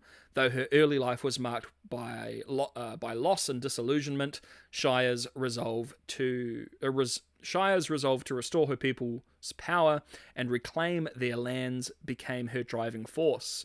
She lived for the next mission, the next battle, always striving to free Ionia's magic and bring her tribe back from the brink of extinction. Alright, so recent events.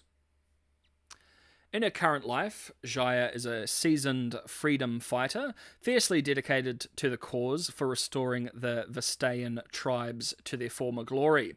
After years of watching her Lotlan tribe reduced to rootless nomads by human encroachment and betrayal, she took the matters into her own hands, becoming a pivotal figure in the growing Vestayan rebellion across Ionia. No longer interested in negotiations, Shaya used her lethal quills in battle to release the wild magic of the land, moving like a shadow through her fortified human settlements and leaving a trail of enemies behind her. Known as the Violet Raven, her relentless dedication and unmatched skills have made her a feared and respected symbol of rebellion. Though Shaya often worked alone, believing no one could accomplish the mission better than she, her life changed when she met Rakan, a flamboyant fellow Vestayan, in a remote town village of Vlonko. Oh my. Initially dismissing him as a buffoon, Jaya found herself surprised by Rakan's effectiveness in battle, using his showmanship and charisma to distract enemies while he dealt the killing blows. Despite her initial irritation with his free-spirited and theatrical nature, Rakan's unwavering loyalty and charm gradually won her over, and she realized she had grown fond of his presence. That's so kawaii.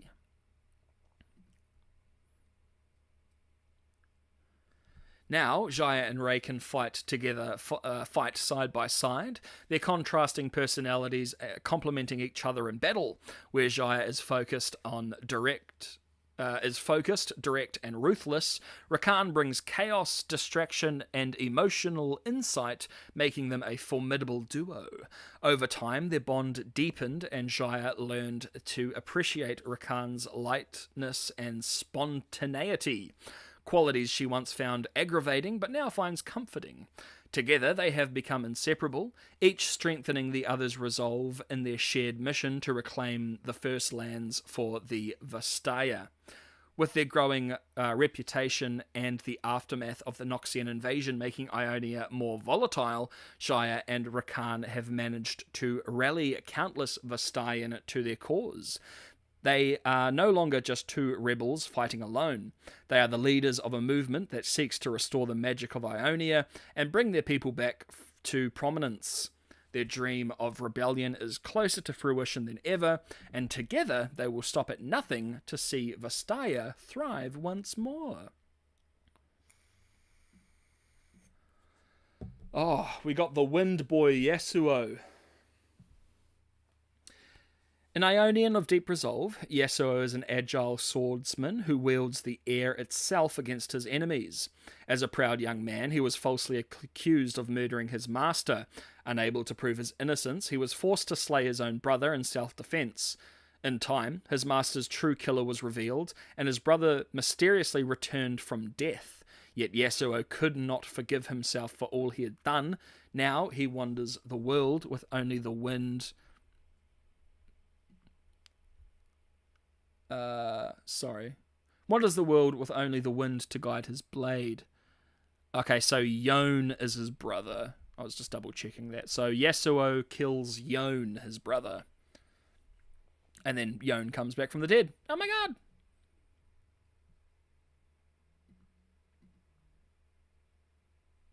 Alrighty. Yasuo was born in an Ionian village after his father came like an autumn wind.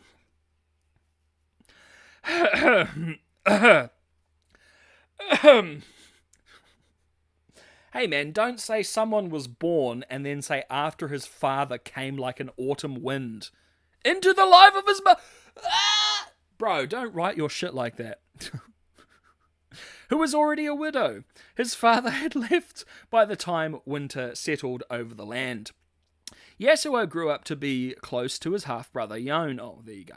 However, in contrast to Yone's respectful and patient personality, Yasuo was often arrogant and impulsive. But after being accepted into the village's renowned sword school, his determination and talent caught the attention of an elder Soma, the last master of the legendary wind technique. He initially refused the tutelage of Elder Soma, but then Yode gave him a maple seed, symbolizing his plea for Yasuo to show humility. Subsequently, Yasuo accepted the master's offer and became his apprentice and bodyguard. Yasuo continued to train in the sword school, and his use of the wind technique made his sparring sessions with Yone a sight to behold.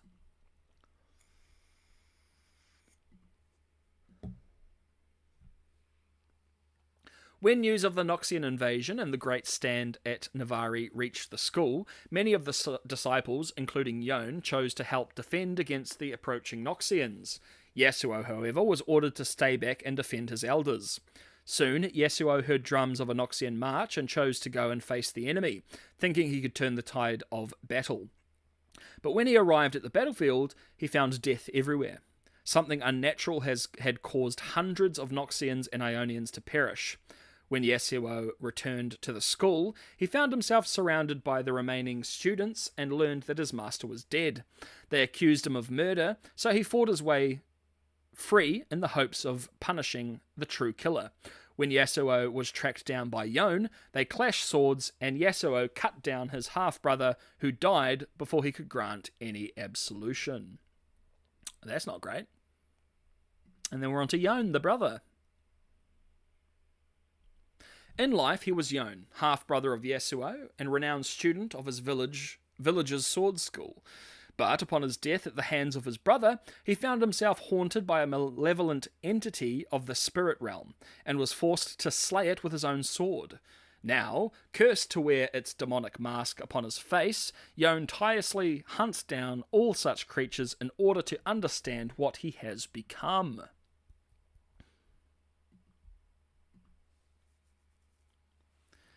Yone was the older half-brother of Yasuo. While Yasuo was impulsive and arrogant, Yone was disciplined and patient. As Yone trained in the village's renowned sword school, his skill with the dual blades drew admiration from his peers. When Yasuo initially denied the personal tutelage of Elder Selma, Yone gifted him a maple seed as a symbol of humility. Later, Yasuo would be taken as Elder Soma's with Yone's guidance. One day, when news reached the village that Noxus had invaded, Yone and other members of the village went to help defend the land, while Yasuo was held back to defend his master.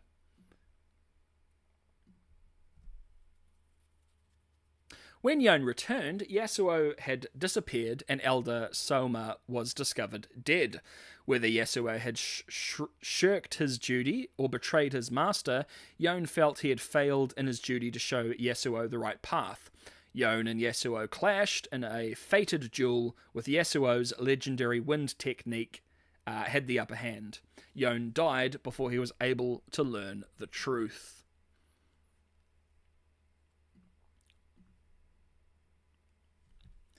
When Yon died, he woke up in the spirit realm. He was then confronted by the Azakana that had been hunting him prior to his death. He fought the Azakana, coming out victorious before a new darkness took him. Upon waking up in the material realm, he was adorned with a mask in the form of the Azakana he had defeated, with the demon itself locked within. Unable to remove it, but now able to see Azakana in the world around him, now Yon hunts Azakana, using the blade he took from his own demon as the tool to kill them and take their masks. He uses their names as words of power, turning the weakened Azakana he hunts into masks, later to be added to his belt. And then we got the boy, Shredder, from Teenage Mutant Ninja Turtles. Utterly ruthless and without mercy, Zed is the leader of the Order of Shadow, an organization he created with the intent of militarizing Ionia's magical and martial traditions to drive out Noxian invaders. During the war, desperation led him to unlock the secret shadow form, a malevolent spirit magic as dangerous and corrupting as it is powerful.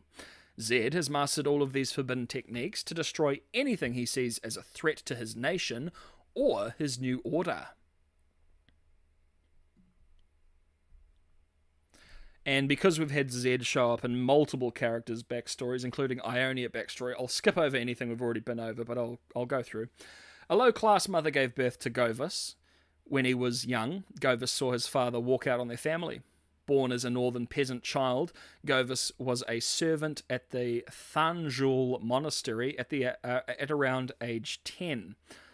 For 2 years, nobody from the Kin Cow would claim him as their neophyte and apprentice. A servant boy whose duties included washing floors and cleaning dishes, he only had spare time to train in the evenings after all his work was done. As a child, it was his dream to become a Kin Cow warrior. It was his hope that if he showed his determination, that Kusho wouldn't walk out on Govus the way his father did. The opportunity finally came to him when Master Kusho and his son Shen walked up to Govus. Kusho ordered his son to spar with the servant child. Govus did not do well at first, but he continued to spar over and over again. On the last chance he had, Shen purposefully let Govus hit him. Govus's new family would nurse him back to health from the hours of sparring that occurred that day, and Master Kusho would take Zed on as his student.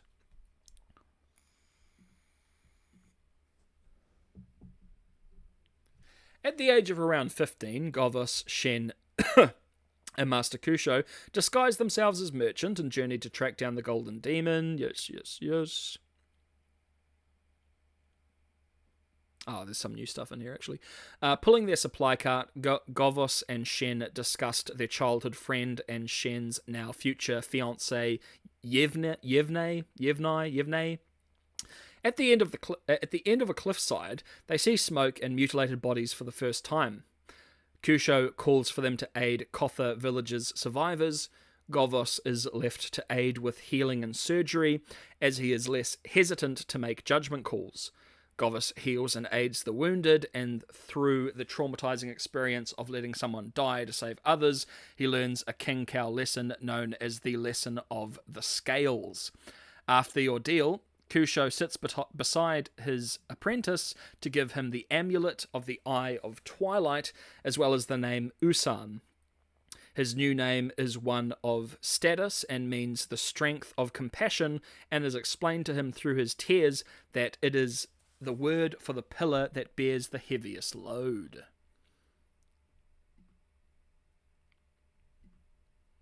Let me just quickly see. This is pretty quick anyway. Catching of Carter Jin. As Usan and Shen investigated the Golden Demon's killing, the trauma of seeing the gruesome crime scenes shook the two of them to their core. Eventually, they managed to catch the Golden Demon, revealed to be a stagehand named Carter Jin. Usan prepared to kill the criminal, but Kusho intervened, ordering Jin to be imprisoned instead. Usan struggled in his studies as he was shaken by Jin's crimes and the tensions between Noxus's ongoing encroachment on Ionia, disillusioning his perspective of balance and filling him with a vengeful desire to punish the evil. Well, oh my. Alright, starting the Shadow Order. Later, Usan found a box within the temple's hidden catacombs, which contained the Tears of Shadow. A magical ichor gave him the ability to control shadow magic at the expense of tainting his mind with darkness. He proposed for the Kinkow to strike the Noxians down with everything they had, but Kusho refused. Usan left the Kinkow and decided to take justice into his own hands. Taking on the name Zed, Zed's dead baby, he formed the Shadow Order, a group of former Kinkow disciples with a goal to defend Ionia by any extreme means necessary. Realizing that the magic within the black box was a requirement for his goal, Zed and his acolytes raided the temple. When confronted by Kusho, Zed made a deal with him to fake the latter's death in exchange for uniting Ionia to fight in the war.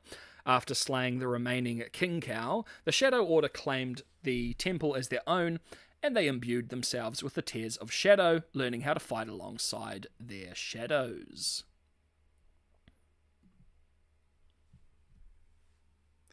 Zed later witnessed a massacre in Barl as a warning by Noxus that they would show no mercy. One of the child soldiers that Noxus sent, named Shida Kane, harbored tenacity and perseverance that Zed saw potential in, so he recruited him into the Shadow Order. Kane quickly grew to master every weapon in the Order's possession, with great proficiency in stealth and assassination. With the Order of Shadow's future ahead, Zed knew that his actions could not be undone, but he must do what it takes for Ionia to survive. Alrighty, so those are the characters. Now we're going to have a very quick chat about some predictions. Alright, for the next upcoming show. Light Cannon, 100%. Jinx survived the end of Arcane, so then she can go to Demacia, so then the writers can do more shipper bait with Light Cannon. Guarantee, I'll put money on it. The writers just can't help themselves but to adapt, quote-unquote, more ships. This will lead into the Time Bomb versus Light Cannon Civil War 2.0. After, if you've been on Reddit, during the length of Arcane Season 1 and Season 2, especially Season 2, the Light Cannon fans and the Time Bomb fans were at each other's throats. You know, the Time Bomb fans were like standing up on this pedestal because they were getting everything they wanted, and then the Light Cannon fans were screaming into the rafters. But, to me, the dynamic no longer works as Jinx's jagged and chaotic edges have been smoothed out. Like, the dynamic was Jinx is this, like, unstable, chaotical being, and then Lux is this pure of light, good of heart lady. And it was like the opposites attract thing, but now Jinx, they've stripped Jinx down so much that, it's not really the same kind of dynamic. But yeah, everybody loves Jinx, so she will be seen again. Sadly. How unfortunate. How unfortunate. So we've got Mel and the Black Rose. Mel will be the POV character for Noxus, and we'll follow her hunting down the Black Rose Society, perhaps working with Swain to do so. This will just be so easy for the writers, because, they can just make Mel the POV as she learns all these things about Noxus and Noxian history and what they've been up to, because she hasn't been part of Noxus since she was a child. There you go. Mel not being a Noxus for many years will allow the show to give her some fish out of water moments in Noxus, so the writers can explain the location to the audience through her. Plus, that will give us an idea of like where the timeline is. So we'll probably see the Noxian invasion, right? We should be covering the Noxian invasion so we can see what Ionia was before they were attacked, and build up the us versus them and resistance themes that the writers seem to love. You know, like, you'll quite literally have the, like, rebellion resistance rising in Ionia after it's been invaded. The Noxian invasion is tied to so many characters' backstories that it will tie a lot of them together story-wise, of course, especially, like, whatever the roster of Ionia characters they have and the roster of Noxian characters they have. This one event will kind of tie a lot of them together. So maybe we'll see some introduction to characters and then build up to the invasion for all of these characters to kind of clash in some way or another, potentially. So the rise of Swain, I think this is a given. Swain will be in the Ionian invasion for him to get his arm cut off, and then the vision from Rorm to then return, take over and establish the Triforaks. I think this is a given. I think he'll be one of, like, potentially one of the core characters to the show, potentially. Either that or he'll be tied up with Mel. Mel's hunting the Black Rose. Swain is also working against the Black Rose. We might find out the who the faceless one of the Triforaks is. Maybe LeBlanc in disguise, or maybe we just don't know who it is because it's like a character that hasn't been announced yet, potentially, for the game. The writers will play up the hypocrisy of Noxians, of course they will. Everything they do and say will just be absolute hypocrisy every time, and it'll be not subtle at all. It'll be super on the nose, just like Arcane Season 2. So we'll definitely, in my opinion, see Singe's Chem Bomb attack. It's an easy way to tie in Arcane with the new show through Singed, while having a devastating sequence, which, if done well, will be incredibly impactful. As I've mentioned before, you could have, like, the setup where you're following multiple characters in Ionia, who then, like, maybe most of them die in the Chem Bomb attack, and this, like, brutal, horrific explosion that happens there. The Chem Bomb attack will affect Darius, along with many other characters who I think will be in the cast of the new show. So yeah, it also kind of ties into Darius's backstory, who I think probably be in the new show. So we're going to get a Garen and Jarvan ship if we see their backstory. You know, after a romance between them as young men, Garen will get with Kat. Jarvan potentially with Shyvana if they want to go down that shipping route. But they will always be each other's boos because the writers can't help themselves. Prepare thyselves for JVIC 2.0. Because they are going to destroy these characters' relationships and their story and their backstory to have them smoosh booties. Guarantee. I guarantee it. So we might have Heimerdinger immortality confirmed. With all of the Spirit Realm connections, we may see Heimerdinger alive and well after his brain-dead sacrifice. That might be a way for the show to be like, look, guys, come on, guys, he's fine. Come on, guys, it's all part of the plan. Yeah, doubt. So we could get a Thanos-like Mordekaiser tease. So Mordekaiser would make a great main villain for a Marvel-style overall villain, Thanos-like. They could have a number of different shows that set up a large cast of heroes and villains to then combine them into a grander show or movie that has them working together to deal with the world-ending threat, with a world-ending threat like Mordekaiser, or maybe the Ruined King. However, we saw how they treated the last world-ending threat. That was with Victor. So who cares? Like, literally, like, I mean, Victor was literally about to, like, destroy the world, and then, you know, Runeterra was saved because of a Reddit ship. The world was saved because of a Reddit ship. Ooh! Oh dear. So we'll probably get another song from Woodkid. You know, he's 2 for 2. I'm sure he'll be down. He's the king of music for media. Assassin's Creed, Arcane, Death Stranding. What a G. If you haven't heard his song To the Wilder for Death Stranding 2, oh my god. So good. So good. I love it. So I'm predicting a bit of whiplash for the Arcane fans that have no clue about League of Legends lore or anything like that. So you're going to be going from a show where magic and magic users are no bueno to half the cast having magical abilities. That might be a bit of whiplash for some people. Going from focusing on 2 sister cities to expanding over 3 large empires. That's going to be crazy. How are you going to manage your time? You couldn't manage your time between 2 small cities. And now we're investigating 3 massive, like almost continent-spanning empires? What? The good, honourable, shiny knights of Demacia will be lame, stupid, and bad. The evil expansionist empire of Noxus will be open, inclusive, and working towards a greater good. Wow! That's so unique! Wow! Basically, they're going to try and make it grey, but end up failing and making it black and white as at AF. And they're going to be, Demacia, no, they're the shining knights of honor, except they're going to be so bad and cringe. Yeah, I can see them doing that. Definitely see them doing that. Oh, well, there you go. It'll be cringe. With a picture of Maddie. The showrunners and writers haven't learned anything from Season 2, as it was a success, rated highly, and lauded. So I think it will be cringe. I don't think they've learned anything from Season 2 at all. I mean, they're being praised. It's highly rated.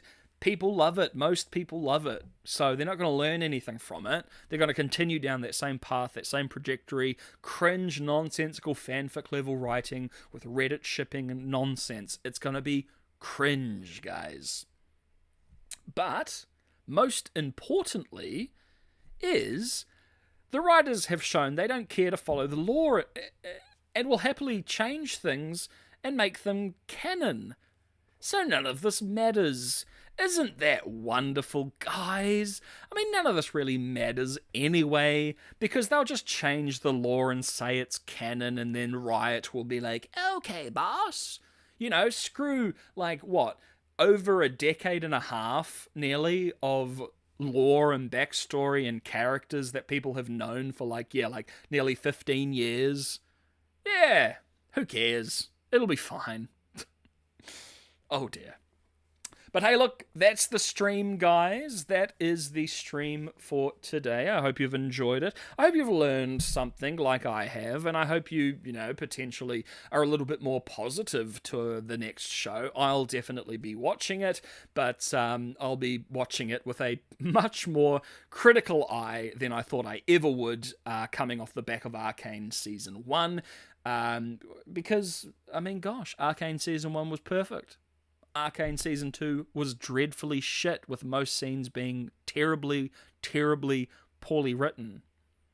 So let's see how the next show works out, eh, guys? Anyway, thank you very much for listening. Thanks everybody that commented, and I will catch you all in the next friggin' stream.